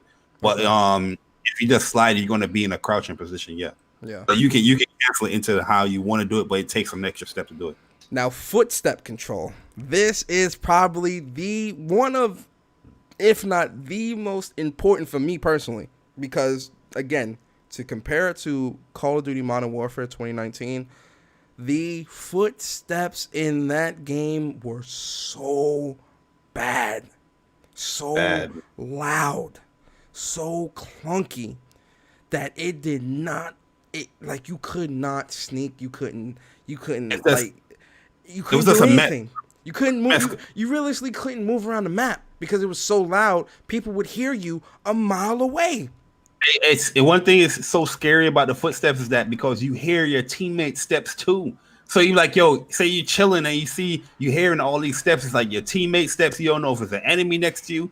And one thing, Call of Duty Modern Warfare, they got the sound, right? The sound was much better, but also the sound was bad because the footsteps, you couldn't really tell what angle it was coming from sometimes. It's like, yo, you hear it, but it's like, where is it coming from? Where is it coming from? Hopefully they alleviate that with well, the way it's sounding here when they talk about footstep control, so faster movement makes more noise, while slower movement doesn't take as much sound. Players can further reduce the sound of their footsteps with the return of the classic ninja perk, aka dead silence. So you know what that means, guys? The flank god is back. A perk. Listen, it's a perk. Thank God they put dead silence back into perk form, because that was another issue with Modern Warfare, was the fact that dead silence was a special, not a specialist, but it was like a field upgrade. And it was so quick. Even when you got the 30% boost, it still ran out so quick. It took so long to come back, and people could still hear your footsteps. Yep, it made no sense too, because when you get a kill, it refreshes, right? You know, so it will stay active, but nobody's moving. You know what I mean? Nobody's moving for you to continue that chain of kills. Yes. It was dumb, man. So the changes that we're seeing in Cold War definitely are welcome. Thank God for Dead Silence, aka Ninja, coming back. And then jumping. You know, jumping, expect more natural height in jumps, which briefly slows an operator down as they land. But for this one, I think this might actually be, from what I've seen with the pros that I've been watching play the game, that jump shot it's still nice. It's still nice. It's still there. It's still nice, and I'm not complaining, because I jump shot a lot as well, and you know I'm all for that. So it looked like it was still very much there and alive in the gameplay that I was watching, which is good. That's what all of them was doing. They was jump shotting. So yeah, you know, again, so for the multiplayer reveal and what we saw, it definitely was really interesting. How you feel about the score streaks, man? Because that's a big change, man. I think for me personally, I'm not gonna have an issue getting my big score streaks like how we do now. I mean, for Black Ops 4, when we were playing, what was it, last weekend, the weekend before, I was getting my score streaks, super high score streaks, like it was nothing. But the way this is different, where the longer you stay alive, the score streaks become, the scores become multipliers, right? It's a multiplier or something like that. Kill and objectives that you do, it adds to your score point multiplier. So, got you. like I said, if you're just getting 100 kills, but you're not really, if it didn't have the multiplier, it would take super long to get a UAV. You know what I mean? Yeah. So I think the way they have it set up with that, it's still going into like, it might not take 3 kills exactly, but if you have the multiplier, it'll be like 2 kills, 3 kills, or whatever the case may be. I don't mind that, but I have to also play it and use it for myself to truly give like a true opinion of it. But from watching the pros play and seeing pros still getting their kill streaks, who was that was like going in with the sniper? Was that Swag? Noah J. That was Noah J, right? Snipe. He was getting his kills, and he was getting his streaks like it was nothing. So the way I play Call of Duty, I don't see it being an issue for me, personally. Yeah, I mean, I'll definitely have to play it, but I can just see. I actually think it's going to be easier. It's definitely going to be easier, but For I can me, just see personally. 2 months down the line, 3 months down the line, like, yo, a lot of people's going to be like, hey, I could definitely see like new players complaining. Yeah. Like people that aren't as good as at the game, they're definitely going to complain. They're going to complain about that really bad. And Bari, probably the most important thing that we saw at this multiplayer reveal, the mini map is back. Finally. The mini map is back, and it is the traditional mini map that we all have come to know and love when it comes to Call of Duty. Meaning, if you are not using a silenced weapon and you shoot your gun off, a little red boop, it's going to come up on the map that lets everyone know, hey, this is where someone potentially might be. Now, again, it's not always going to be there, but the reason why that mini map and the way it is so important is because it gives structure to how the game is played. Yeah. Right? The problem with Modern Warfare 2019 is the fact that no one moves in the game because no one knows or can anticipate where someone potentially is. Why can't they do that? Because there is no red blip on the map when someone shoots off their gun. So they don't know if it's an enemy or if it's a friendly, and they don't know where to run with the map, around the map. Games go time limit. If you play kill confirm, you go on time limit because you don't know where nobody's at. You got to have a UAV to actually know where somebody's shooting UAVs from. and like 10 seconds. It's just ridiculous, dude. Stupid. And then probably another important thing, Bari, map voting might potentially be back. Yeah, man. We're getting a COD game again. Yes, we're getting a Call of Duty. Yes, we're getting a. Leave it to Treyarch to save us. I'm not surprised, though. Are you? Not at all, man. Shout out to Treyarch, man. Can't wait for this Call of Duty. COD developers that know and understand what COD gamers want. Exactly. I'm not saying that you can't implement change and stuff like that, but yo, Jesus. Yo, we've been complaining about dead silence, a mini map for and they didn't even change it. They didn't even try to fix it or add a mode that had that stuff. And it's like, yeah, like a classic COD mode. Yeah. So vote for our maps. We don't want to play on what's that small ass map that they added back from Modern Warfare again 3 times because we can't vote. Yeah. Jesus, man. Yeah, it's ridiculous. You would get into this loop in Modern Warfare where you're playing the same 3 maps over and over again because you can't vote, but they have all these damn maps available. Exactly. It's crazy, bro. It's ridiculous. Man. And I almost budged this week, Persona. I almost budged where I was like, yo, you know what? Let me try Modern Warfare again. Yeah, I almost you would have disappointed me if you did that, bro. You can't do that. That's unacceptable. I would delete it right again. So, one last thing about Call of Duty for you guys that might not have pre-ordered the game yet, or you're on the fence about pre-ordering the game. or wondering about the beta, right? So the closed beta for those that pre-order the game comes first to the PlayStation 4, and that starts from October 8th to the 10th, and then the open beta for PlayStation 4 players will start on October 10th. No, I'm sorry. Excuse me. So October 8th to the 10th for the closed beta for people that pre-order, and then October 15th to the 19th is it's open for everybody. So if you're on the fence about it, if you wanna pick it up or if you wanna play it, that's when you can.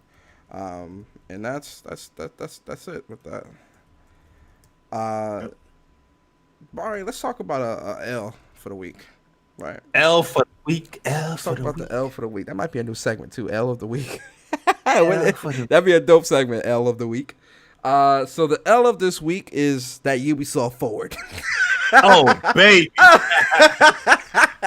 Yo, we about to go in. All right, so peep it. So the Ubisoft Forward, September 2020, they did their Ubisoft Forward game showcase on Thursday, right, Bari? Thursday? Yeah, Thursday. Or was it Friday? No, Thursday. And they showed a couple of games that really didn't really stand out to me. So, like, they showed Just Dance 2021, Roller Champions, Ubisoft Immortals Rex, which is really good, Prince of Persia, which we're going to start there. We're going to start there. Oh, we're not gonna start there. You're going to start there. Bari doesn't care about this as much as I do, and I get it. But we're going to talk about this Prince of Persia, right? So they showed Prince of Persia. They finally revealed that Prince of Persia is indeed getting a remake. And I love Prince of Persia so much. I played the old games from back in the day, Prince of Persia, Sands of Time, and Prince of Persia. Was it The Warrior Within or the Two Thrones? I forget what the name of the other one was. I didn't. Huh? Warrior Within is. It's Warrior Within, right? Well, there's one where he had the dark powers as well. Like he had like this dark power and he has regular power. I think that is Warrior Within. I think it is. But anyway, I didn't play the new one on PlayStation 3. I refused. Anyway, and guys, just so you see, this is HD. This is in 1080p. This you don't need to adjust your. And the bit rate high. You don't. Yeah, the bit rate's high because I'm playing it at 1080p 60, and you do not need to adjust your screen. This is exactly how it looks. Oh, it was Two Thrones. Shout out to Chris Righteous. It definitely was Two Thrones. That's the other one that I really loved. I love that one as well. So this, this is the remake, guys. This is a remake, guys. This is not a remaster. This is not a port, although it looks like a goddamn port. This is supposed to be the remake for Prince of Persia, and I have to say, this looks disgusting. This is unacceptable, bruh. Look at this dude face, God. Yo, listen, man. Yo, listen. Listen. What is this? Yo, what real is talk, this, bruh? I'm watching this and I'm like, yo, is this the PS2? Yeah. What is this? Damn, bruh, this cannot be the game. Textures look bad, bruh. Yo, this no look disrespect. Next gen, bruh. Not for not. This doesn't look current gen. No disrespect, but this is Craig too. Yo, no disrespect. Though. Yo, look at Shorty face. What is going on? Yo, I think the girl, she looked better in the PS2 version. Yo, listen, bro. Listen, man.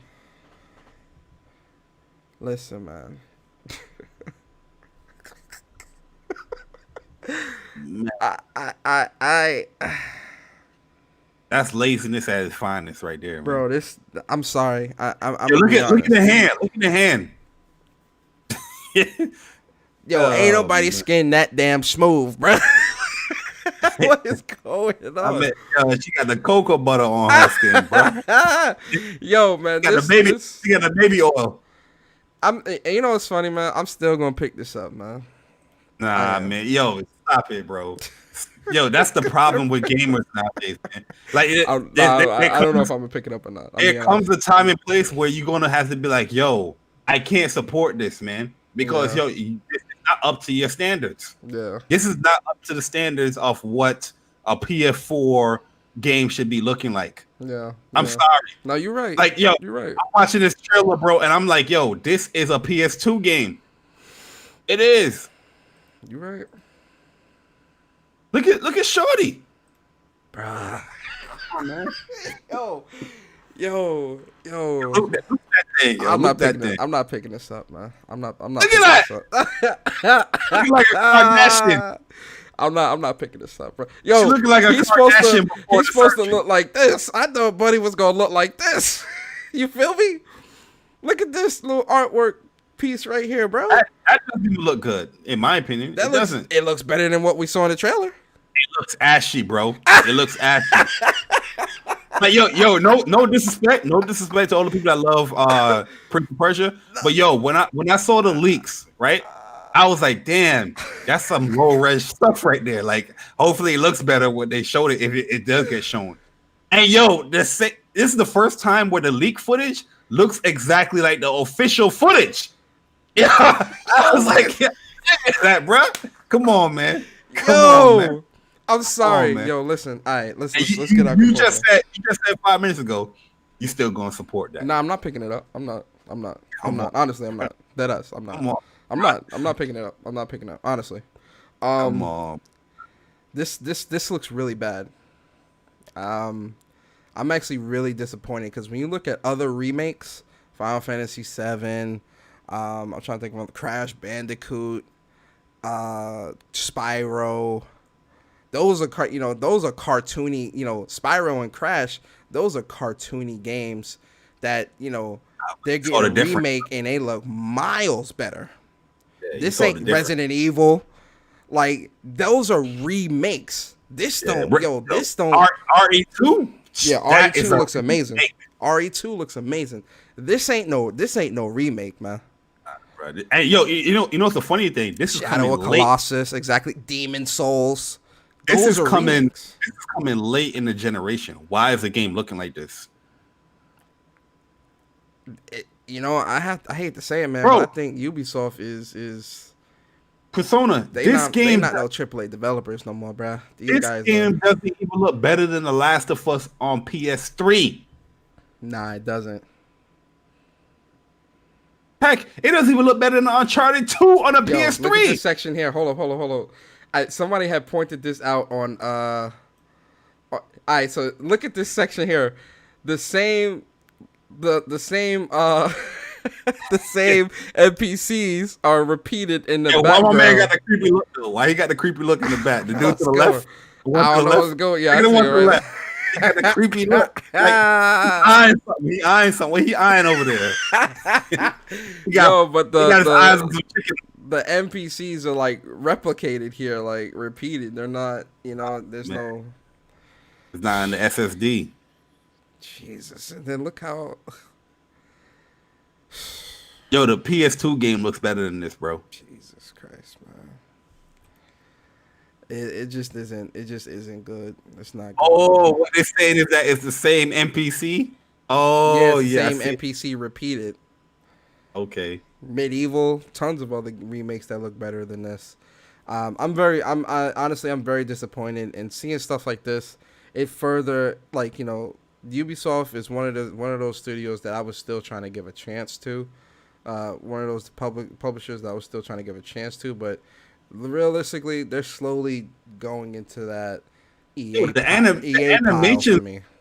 animations don't even look better. No. You know what I mean? How the dude was running, how the combat look, it doesn't look better. Damn. Yeah.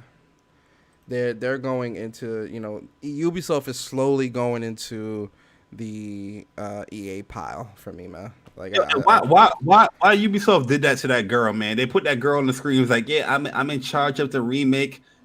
That girl got fired. You know that. No disrespect, she got fired because why they had to put her on the screen like that, man? Yeah, I wouldn't want to claim that.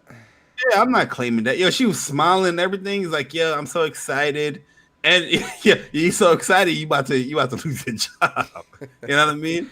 But at the end of the day, this Ubisoft Forward, to me, I gave it like a 5 out of 10, just due to the fact that I think Rise of Phoenix, what's it called? The Phoenix Rising game, which is called Gods and Immortals Phoenix Rising. Immortals. I think that game This looked is it good. right here. Yeah. The funny thing about it, I think the game looks good, but it does look like a cell phone design type game. You know, Yeah. not like how character models look. You know, like a cell phone cutscene. That's what it looked like. But it did impress me, and I am getting this day one. And Scott Pilgrim, man, I'm a huge fan of that game on PS3, yo, and I'm definitely picking that up again. But I think Phoenix Rising looked great, man. I think it looks great. Yeah, Phoenix Rising looks good. Damn, she beat the hell out of him. Yeah, this looks good. I like this. This looks pretty cool. I could definitely see myself picking this up, and playing it. But you know, with Ubisoft, man, I'm just I don't know like what. Maybe they need to upgrade their engines, or maybe they need to. I don't know if it's just the talent is not there, or like they don't have enough time to create, or executives are too included in their creation process or whatever. I don't know what it is, but with Ubisoft and like their games lately, man, they just have not been Hello. they just have not been great games, man, and they've been like dropping the ball for a couple of years now. And I'm trying to keep giving them chances. Like Assassin's Creed Origins was good. It's funny too because Assassin's Creed Odyssey isn't that great. Like it's okay, but I don't know. I just couldn't really get into it. Valhalla, Can I get $1? Valhalla. Let me get $1. That just looks like they just didn't even try to create that game. Like it just like the pop-ins, the smoke, like nothing on that looked next gen or even look current gen. You gotta be fair, Persona. It's not running on a PlayStation 5. That's one. What we're seeing is our other platform is running on. So we gotta wait till we see on a PlayStation 5 how it's going. But I'm not buying that game anyway. I want to get Far Cry though, and Watch Dogs. I'm gonna get that. I'm gonna get Watch Dogs for sure. Just because I love Watch Dogs. Watch Dogs 2 was great, and Watch Dogs Legions looks really cool, so that's getting picked up. But a lot of their games just are not great games, man. I'm yet to determine if I'm going to get Watch Dogs because I got to see this PlayStation event and see what's coming out on launch, and then I'll see if I can get Watch Dogs. We'll see. Watch Dogs not coming out till next year though. Nah, apparently that was false information I'm giving. It's coming out in October, bro. October like 29th. Oh, is it? I thought they pushed that to next year. Well, somebody told me it got pushed. Scott Pilgrim is Scott Pilgrim. That's getting picked up day one. That's Scott Pilgrim's getting picked up day one, and Scott Pilgrim looks great. Yeah, it's got the multiplayer. That might be a nice little WUPS game. WUPS. What's up, PlayStation crew game night that we do. Yeah, I love Scott Pilgrim, so I'm actually really excited about this for sure. So this is getting picked up. It's Scott Pilgrim, I like this. Shout out to Scott Pilgrim. Exactly with the thing. In terms of my Ubisoft Forward score, it's a 3 out of 10. Damn. Hey, I'm sorry, man. I'm just not impressed like by a lot of this stuff that they're showing, and I think part of it might be because I'm getting older. Like I'm becoming one of those grumpy gamers or whatever. You're not even old, bruh. Relax, bro. What you talking about, man? Yo, I said older. I didn't say I'm old. I said I think it's because I'm getting older. You understand? I'm old in game years. Is what I'm trying to say. Yeah, I get that. I'm old in game years. Yes, I'm a young. I'm not an you becoming a curmudgeon, man. Yeah, I'm old in game years. That's what I'm saying. I'm old in game years. I mean, I've been playing games since 95, 94. 95. Yeah, I've been playing games since 95. Almost 25. Yeah, 25 years. I've been playing games for 25 years. You get what I'm saying? Like, I'm old in game years.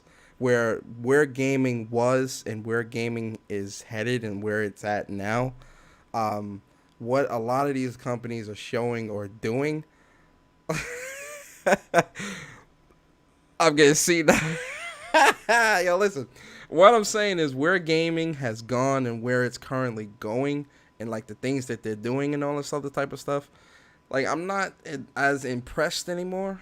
And with a lot of these third party developers, I don't see with a lot of the games that they're creating or the stuff that they're showing, I don't see the passion. I don't see the passion in the games. Because, you know, actions speak louder than words, right? You can see developers come on the screen and talk a good game, talk a good talk, right? But then you see the project and you just like, and listen, gameplay and stuff like that is definitely very important, but also the way the game looks, the artistic side of it, I don't see that passion either. I just don't see a lot of passion, especially when I'm looking at a lot of Ubisoft's games.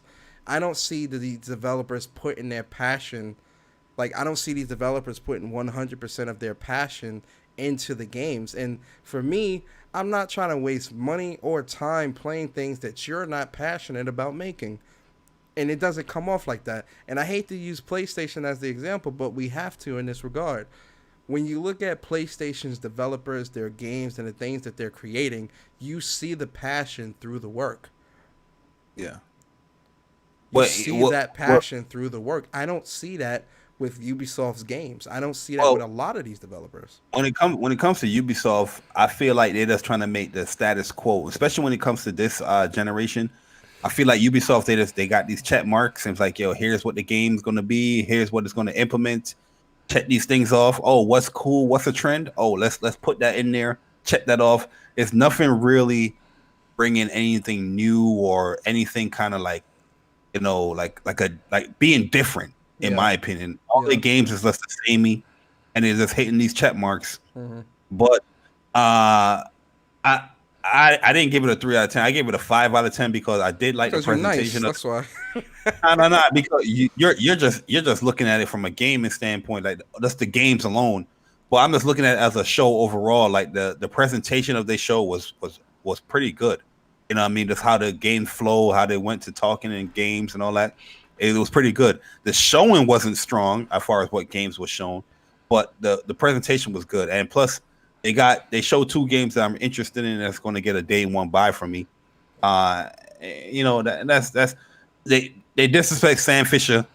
That's another thing. The games that people want them to make, they won't make. Yeah. How long have people been asking for a Splinter Cell, bro? You won't make the game. The one game that people was like, "Yo, please make this," and they just putting the man, they put the man in cameos, bro. Like they still won't make the game. And realistically, seeing this Prince of Persia remake, I'm scared for them to even do a Splinter Cell game because I feel like it ain't even going to really be a true Splinter Cell game and have that passion behind it. You get what I'm saying? I agree. So the thing is, they have a lot of games coming too, man. Watch Dogs. Far Cry, Assassin's Creed Valhalla, can I get $1? Scott Pilgrim, Immortal Phoenix Rising. By the way, Republic and all this other stuff. Immortal Phoenix Rising is not a Ubisoft developed game. That was like a Kickstarter game, but Ubisoft does, you know, I guess it's publishing. But yeah, they got a lot of games coming out, man. So they're busy as usual. It's just the product that they're putting out there is not really. It's not good. The product they're putting out there is not good. I'll be honest with you. I used to love Ubisoft games like PS3, but really and truly, this generation, I haven't really played a Ubisoft game that I really love outside of what was that game? The Child of Light. Is that Ubisoft? Yeah, I think that Ubisoft. Yeah, that's one of my favorite games this generation, man. But they haven't really got any game like that this whole generation for me personally. For me, I think the best games that I've played from Ubisoft this gen is Watch Dogs 2 and Assassin's Creed Origins. I really did enjoy that game. I like Watch Dogs. Yeah. I need to finish Watch Dogs too. I dropped it too, man. It's really great. It's such a great game. I got the platinum in that. It's a really I got to the point where that game was like, damn, I'm really playing the same game over again, yo. Yeah, because you played through Watch Dogs 1, right? Yeah, I played through Watch Dogs 1. I was like, damn, they ain't really changed Watch Dogs 1. I dropped it because that game was just so bad. I was like, I can't do this. I can't do this. But yeah, so that's Ubisoft Forward. So Bari gives it a 5 out of 10. I give it a 3 out of 10.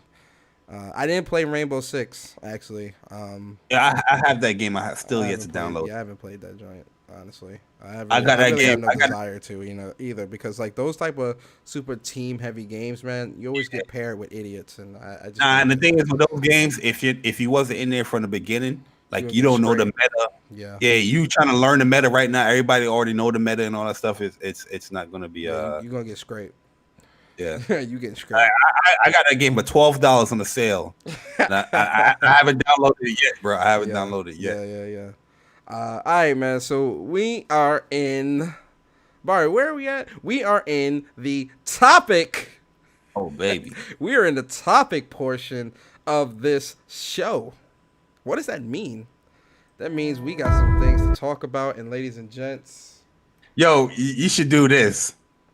You should give them the first topic that you originally had, even though we're not going to. It's we're not going to talk about it. Okay. All right, I'll give it to him. All right, so guys, before this PlayStation 5 news came out this morning, the topic that we originally were going to talk about for the show, this was the topic I had. I said, what if PlayStation does not announce the date and price of the PS5 next week?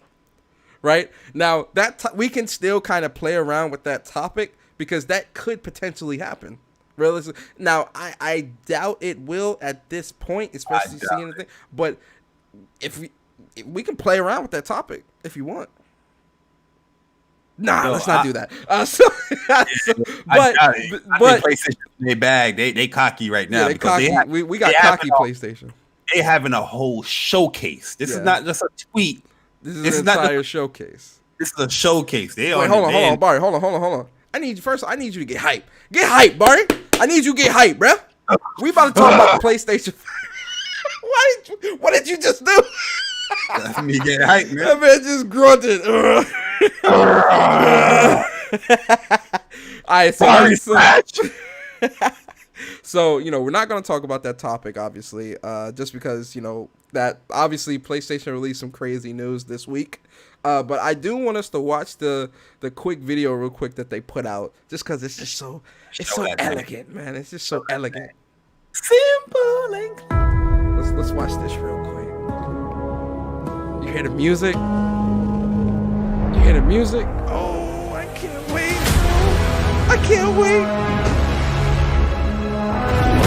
Oh, that thing is sexy.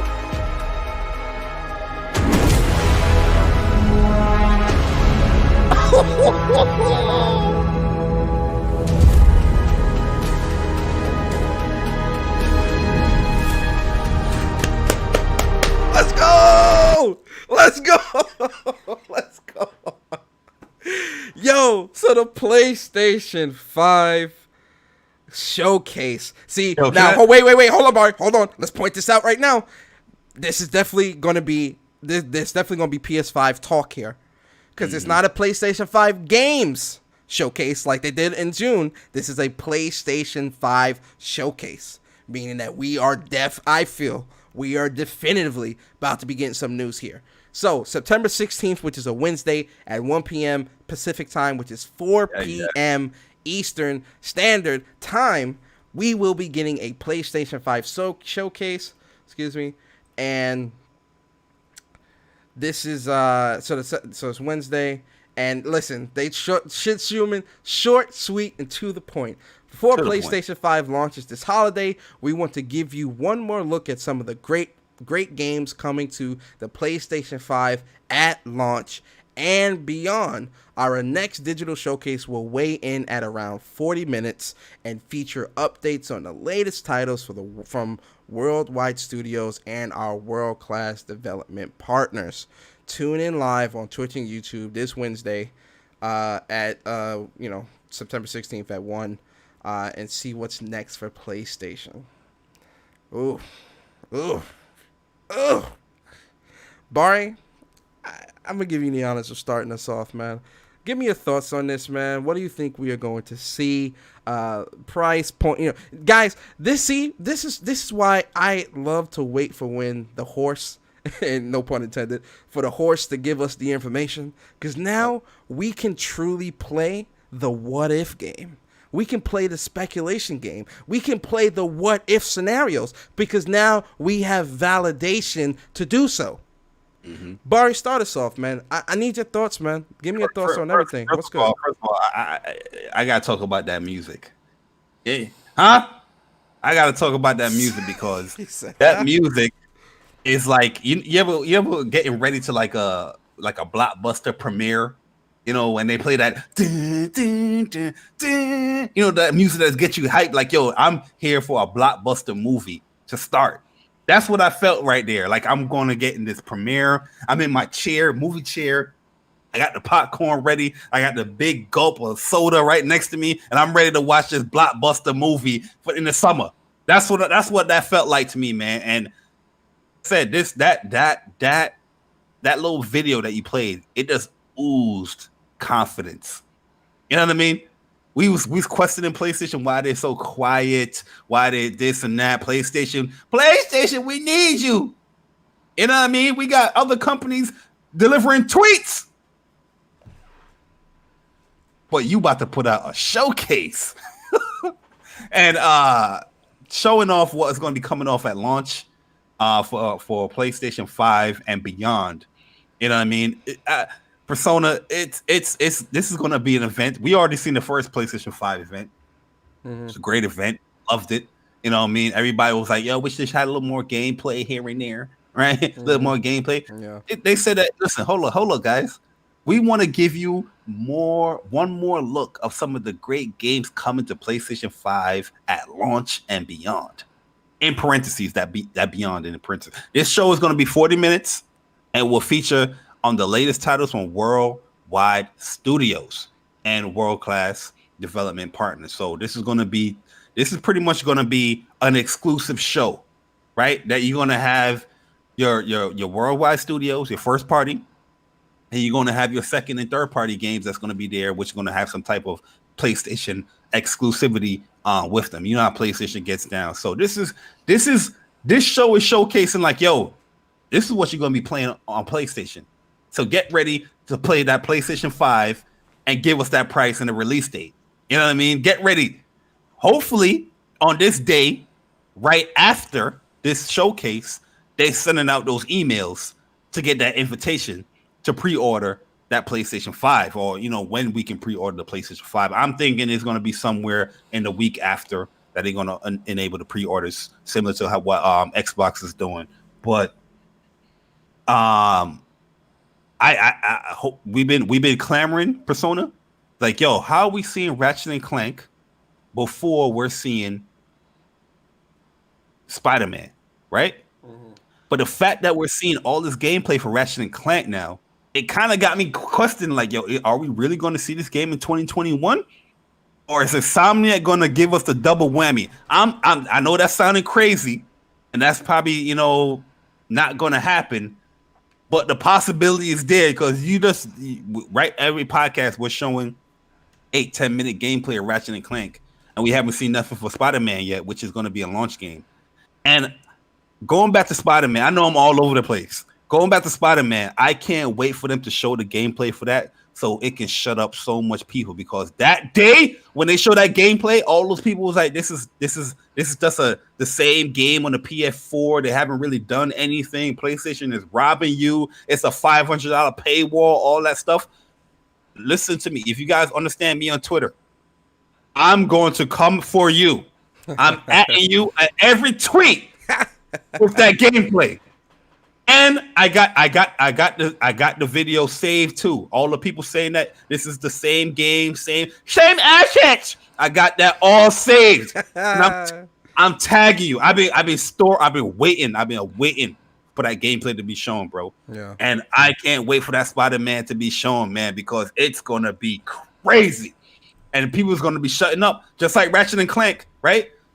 Before they saw Ratchet and Clank, they was like, "Oh my god, this is really next gen." Then they saw Ratchet and Clank again. Oh my god, they improved it. Even more ray tracers be added here. Look at the pupils. Look at all the stuff. When that Spider-Man gameplay gets shown, you bet your dollar that your boy Jay Bari is gonna be right on Twitter. And I'm going to at all of you with what you said in a video. I'm not going to at you, in the comment. I'm going to at you all with a video. Let's let you know this is what you said. Your mind has been changed because it's going to be amazing, man. I can't wait, Persona, man. Listen, I'm taking off early at work. It's going to be streamed. It's going to be streamed. It's going to be coming at you live and direct. Facts. Price and release date. This is the last thing I'm going to shut up, Persona. I'm going to give it to you. Price. Like I said before, for the PlayStation 5, the physical, $450. PlayStation 5. I don't know where you're getting this $50 shit from, bro. What makes you say $450 for digital? Because they're gonna a whole number. They're gonna want to undercut the Series S. I mean Series X. It's gonna be undercutted by $50. They're not gonna go to 100. They're gonna want to undercut. They don't want to price it the same. They're gonna want to undercut it. They're not gonna undercut it by a whole $100. That's why I'm saying this, bro. This is business 101. I'm trying to feed y'all information. I'm trying to feed y'all the knowledge, and y'all keep doubting me every time I say these things, and then it comes true, and it's like, oh yeah, I always start this. I never credit your boy Jay Bari. My bad, person. I ain't mean to sneak it. I ain't mean to curse you. Okay. Oh nah, you good. $450 PlayStation 5 physical. $400 PlayStation digital. Oh, it might be $3. It might be $352. You never know. But wait, so how much you said the digital will be? It's gonna be $400, $399. Oh, so $399 for the digital and $450 for or $459.99 for the physical. Yes. November 6th, Friday release date. November 6th. November 6th. Yes. Didn't you say the 13th at first, or was that for Xbox? You said the 13th. I said the 13th for Xbox. Which, November. I really felt that my prediction was right, but Microsoft pushed that up because, as you see, all of their other third-party games that they had for marketing deals, what they did, they changed their release date. No, they changed their release date to push it up to Microsoft's launch date. All those games that Microsoft, Yakuza, remember, Yakuza said it was launching with Series X. That game was coming out November 13th, bro. What happened? The release date got moved to November 10th for the Series X. So that's why I really believe that the Microsoft release date was the 13th. And I feel like they changed it because they don't want to give PlayStation a full week of the sales. They were like, all right, Tuesday's the closest we can get. We'll get it on the Tuesday. That's when the games come out anyway, and that's what it is. But yeah, that's my predictions right there, man, that they're going to announce that. If I'm right, we'll see. If I'm wrong, I know pretty much everybody's going to be like, you wrong, Jay Bari. But hey, listen, I can admit that I'm wrong. But can you guys admit when I'm right? That's the question. All right, so you good? You got it out your system? I'm good. All right. I woke up this morning very happy. I'm still very happy. I'm very excited during this entire podcast and for the rest of the weekend, going into next week, even during next week, even though I got projects and deadlines next week, I'm still going to be very, very happy all week because it's the PlayStation 5. When it comes to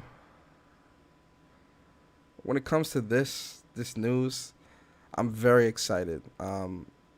As you should. Again, I was pissed off at PlayStation for a couple of weeks now because they just been so quiet and it was pissing me off because I'm just like, yo, man, you're not giving me the information I want. And even, especially this week when they put that goddamn Jin Sakai relax and reflect bullshit ass tweet out, I'm like, listen, man, stop this, man. I'm trying to tell people relax and wait. And I think the reason why they did it on a Saturday and not on a Friday with the announcement is because of 9/11 for New York. 9/11 was yesterday, and for those that don't know, that's when the Twin Towers fell and all that stuff. Mm-hmm. So I think that's why they did not announce this Friday. I think this was a Friday announcement that happened on a Saturday. And in terms of what we are going to see, Bari pretty much said everything. I don't want to repeat myself, so I'm just gonna try to be a little different. Price wise, I think the price that we are going to see is definitely going to be 500 and 400, 500 for physical, 400 for digital. But if I had to do like some crazy prediction, I'll just put it out there. I could see them also doing 450 for physical and 350 for digital. For games, we're definitely going to. I feel like we're definitely going to be seeing some true concrete Godfall gameplay. Definitely going to be seeing some Spider-Man Miles Morales, like some gameplay of that.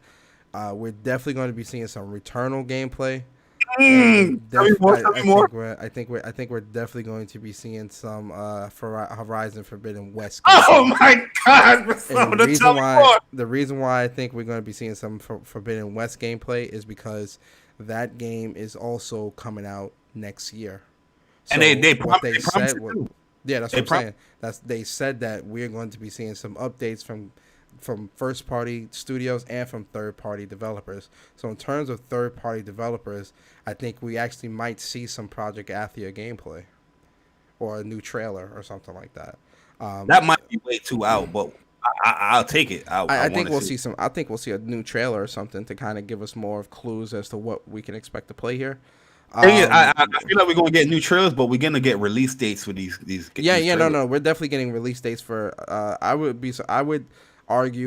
be willing to say that we're going to see release dates for a lot of the games that we saw at the first PS5 showcase in June. We might get in terms of other world class first party studios like gameplay. We might see a God of War tease. I can see a God of War tease. I can also see PlayStation announcing Last of Us 2 Factions multiplayer here for the PlayStation 5. It'll be on PS4 as well, but they'll show it off on PS5.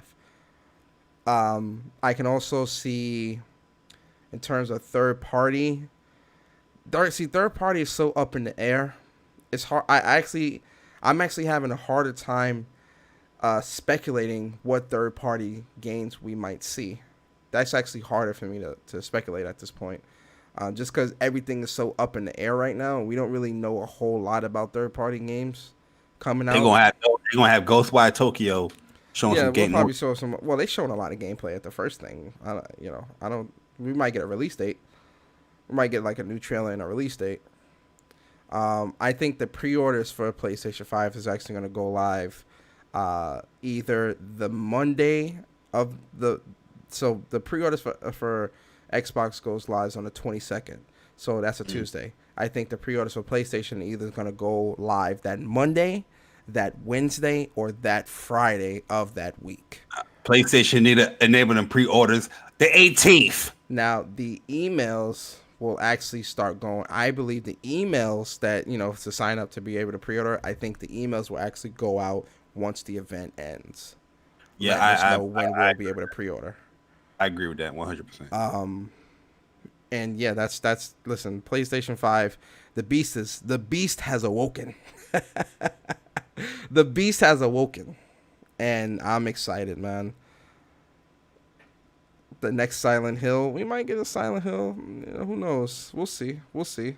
That's speculation, though. That's definitely some speculation. I would, if it is Silent Hill, I'd be hyped. Especially for Silent Hill, I always enjoy Silent Hill. I'll hit you disease. I'll be sleeping. 40 minutes though, that's a lot of time. So I definitely think I do think they're gonna be giving us like a quick little 10-minute teardown. Yeah, no, I don't think they're gonna do that here. I think that's gonna come after within the week. This is a PS5 showcase, not a PS5 game showcase. Yeah, yes, they're gonna be showing games and stuff like that, but they also gonna give us the information about the PS5. They're definitely gonna be giving us more. Yeah, I believe they're gonna give us the information on PS5, but a teardown within this 40 minutes, no, I don't think so, because they would have said it. The other side, they did their teardown in 8 minutes. No, they didn't state whatever they stated. They stated here within the article. They said our digital showcase will weigh in around 40 minutes and will feature updates on the latest titles from first worldwide studios and our world-class development partners.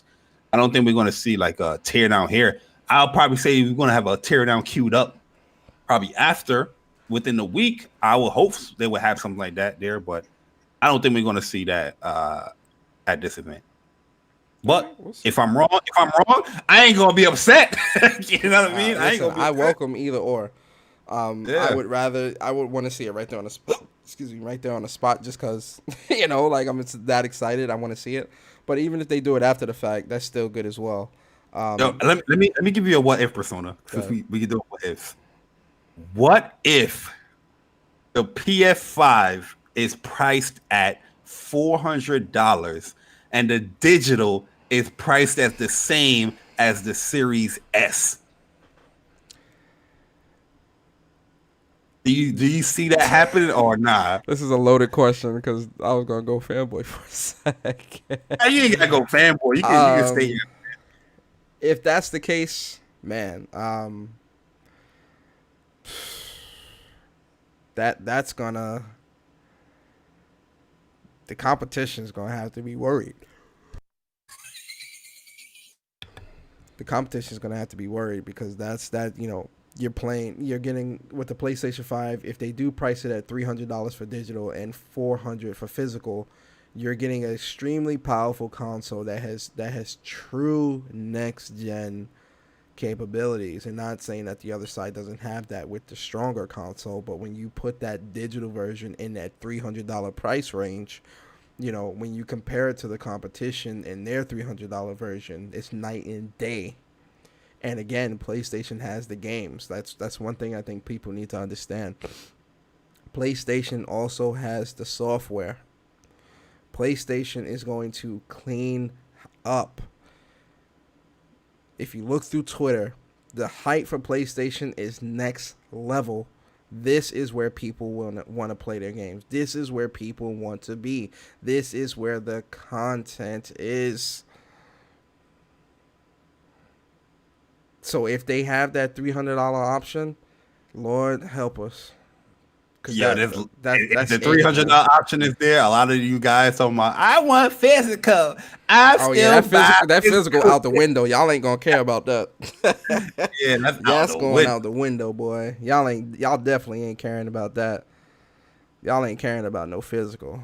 But Like I said, guys, go ahead and buy that physical disc. Yeah. I mean, PS5, and let me just scoop my digital. You know what I mean? I was Let me gonna just say while y'all out there, I'm just picking up the box and I'm coming home. Y'all gonna have the box. Well, I'm gonna have the box, 2 controllers, charge station. I'm gonna have all that. Y'all gonna have these controllers. I mean these the games and all that. You gotta unwrap them, put them in the thing. I'm good, man. Y'all gonna buy them. Y'all gonna buy them cases with the big white blotch on. Yeah, I mean, Yeah. So that's what it's gonna be, man. And I'm really excited, and I can't wait to pick up my PlayStation.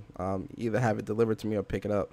But the way I'm thinking, man, I might want to pick it up because some thirsty delivery person might realize I got a PS5 coming in. Suddenly my delivery is delayed. that's when nobody want to sleep on a casual gamer, right? That casual dude that's a UPS man. He's like, oh yeah, PS5 launch today? Oh word, these are all PS5s. Let me kick that off the truck real quick. Yeah, Right, that accidentally fell off the truck. Mm-hmm. Now I will prefer to get it picked up, but we'll see how the pre-order process is. If I have to settle with just being delivered, it is what it is. I'm taking off that day anyway, so I can just be Yeah. active and looking. Yeah, same. You know what I mean? So it is what it is. Same. But yeah, guys. So that's the show, man. PS5 next Wednesday, at 4 o'clock Eastern, 1 o'clock Pacific. Definitely tune in, because I'm sure myself and Bari definitely will be streaming it, so you can tune into our channels respectively. What you think is the launch games before we get out of here? Hypothetically, because just reading what Sid Human wrote here, there's an update to these launch titles. I think the launch titles are going to be Demon Souls, Spider-Man Miles Morales, Godfall. I think Sackboy, actually. You think Sackboy launch? Yeah, I could see Sackboy being a launch game, because Sackboy is pretty much that knack for next gen, I feel like. Mm-hmm. So I could see Sackboy being a launch game, and GT7 had that because every PlayStation console released with a new racer. Okay. Ridge Racer 7 for PS3, and it was what racer released for PS4 actually? Oh, Drive Club. No, Drive Club launched the next year after. Oh yeah, it got delayed, but still, I would Well, still put that in because it was going to be a launch game, but they ran into some problems, so I still would put that in there. So I think GT7 is going to be that launch racer for the PlayStation. I And think then GT is gonna come out close to launch, but it's not gonna launch with it. when do you think it's going to come? Like late December, I think it's gonna come. But I do agree. I do agree with you with that Demon Souls though, man. Blue Point's been working on that. Blue Point's been working on that for some years now. The fact that they weren't working on, they've been working on that for a while. the fact that it got rated too. Yeah, it's rated. So I think Demon Souls is definitely going to be a launch title. Um, And you notice in PlayStation, I don't know if you like on Twitter when I'm scrolling, I will see these Demon Souls like advertisements of PlayStations, like for PlayStation. It was like I'm scrolling down and I was like, oh, they advertise the Demon Souls and the hacked it feedback and all that stuff. I'm like, damn, yeah. they going hard to advertise for Demon Souls. Yeah, I think Demon Souls is that's definitely gonna be a launch title, and then I think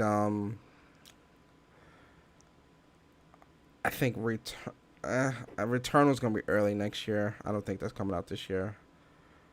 Yeah, I think Ratchet going to launch earlier than I expected, yo. It might launch Ratchet's gonna launch early, bro. I think that might actually be a January or February title as well. I think Horizon might be summer.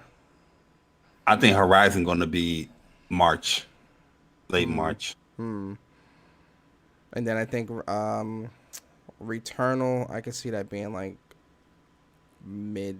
That can be early. I can see that being early, like April or something like that. Little doubt. Kena might be January. January. Although I think March. I think Kena's gonna be March. Yo, Destruction All Stars will be a cool launch title. I think. Man. Yeah, Like I think that might actually be the launch title as well because that looked pretty finished. Because they had some gameplay of that. That looked finished. my man Adrian dropping little tidbits here and there in the chat though. He got a bat cave in the chat right now. Oh shoot! I don't know if I'm in a bad cave or not. Yeah, I mean, I think we'll be in for, yo, Tales of Arise. When are we gonna see that game? Oh man, we got wait for Microsoft for that though, man. Yeah, we gotta make for Microsoft on that one. But yeah, man, there's gonna be some really good games. I'm really excited. So I think the launch lineup is gonna be really solid. Actually, I think we'll all be very happy with something that comes out. I mean, Spider-Man and God's Fall by themselves just has me hyped. You feel me? Like those are getting platinum. You feel me? So I'm good. Astro Playroom is a launch title as well. That comes with the console. Yeah, that come with the console pre-installed. So it's lit, man. Listen, it's a great time to be a PlayStation gamer. Facts. PlayStation Nation next week. We need y'all to rise up and represent out here, man. Because it's that time, man. It's time to get hyped, man. It's time to get real. The thing that we wanted PlayStation to deliver on, they're going to be delivering on. And I'm not talking about game. I'm talking about the price and release date. Pre-orders. That stuff. They've been delivering on the other stuff. They've been showing gameplay running on the console. But we just want to see the little tidbits. The little stuff that the hardcore gamer care about. Mm-hmm. So. Yep. Other than that.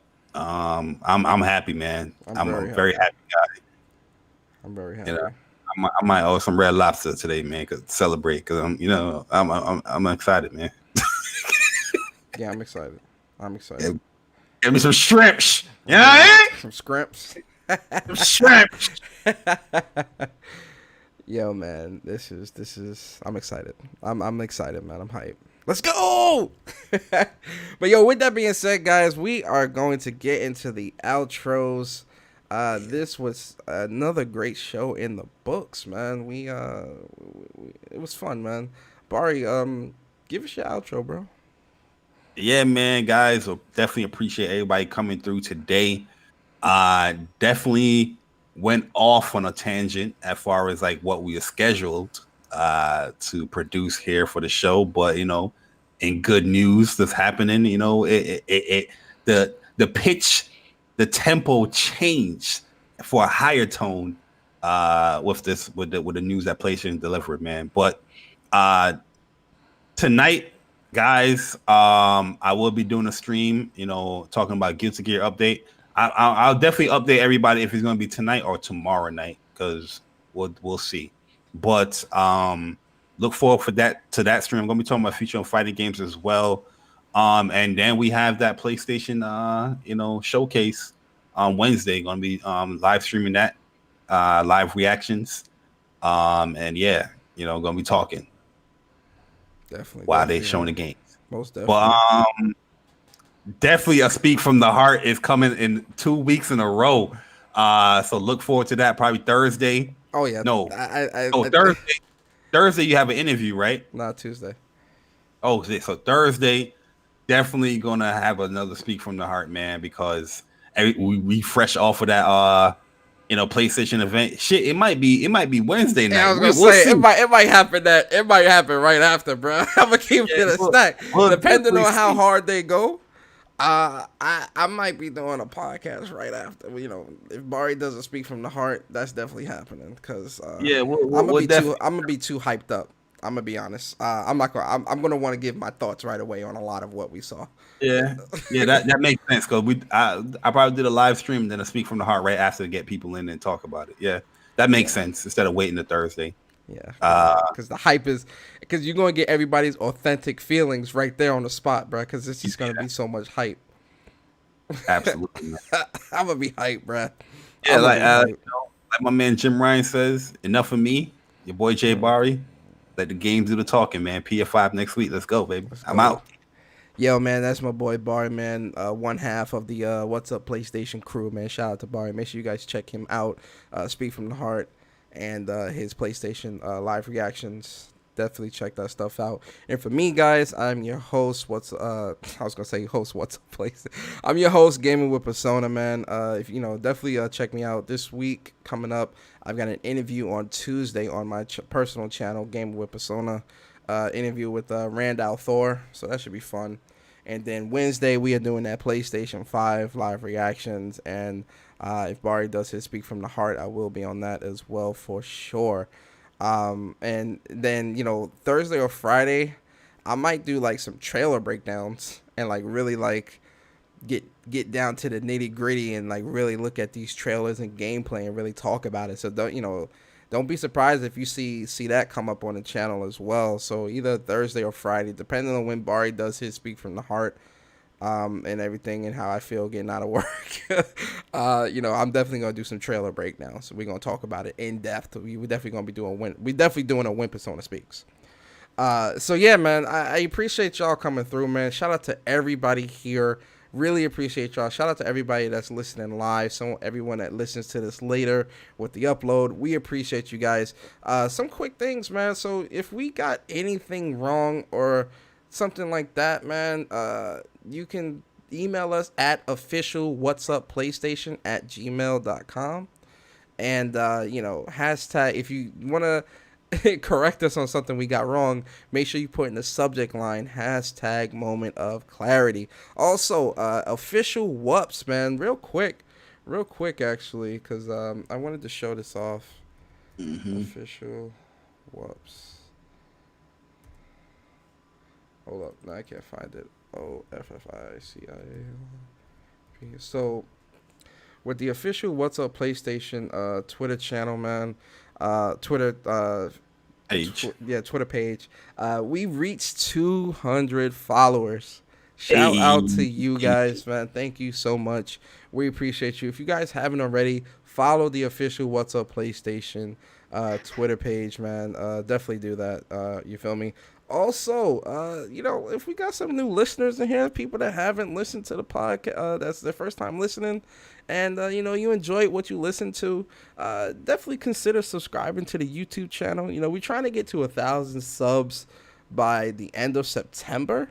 But if we can, I'm willing to give a little extra. So if we could get to 1,000 subs by the end of the year, that would be great. We really would appreciate that. Not good enough. End of September. End of September. Okay, so end of September, get us to 1,000 subs. You know, we Stop trying to being grow. lazy and hit the dances. No, I'm joking. You know, definitely, you know, subscribe if you enjoy the content, man. Much more content to come. Also, in the coming weeks, expect to also be able to listen to What's Up PlayStation podcast on iTunes. And also, is the merch store up again, or is it still Not up yet. We're going through something with Teesprings, but we will be back. Teespring's trying to stop our success, man? You feel it? Yeah, they definitely trying to hate for a second, man. But we'll be back, guys. We'll update you guys on official We'll work. update you on the official merch. We're dealing with some issues with Teespring, but that'll be fixed very soon as well. But guys, this is your boy Persona. I got my boy Jay Bari here with me. We appreciate y'all coming through.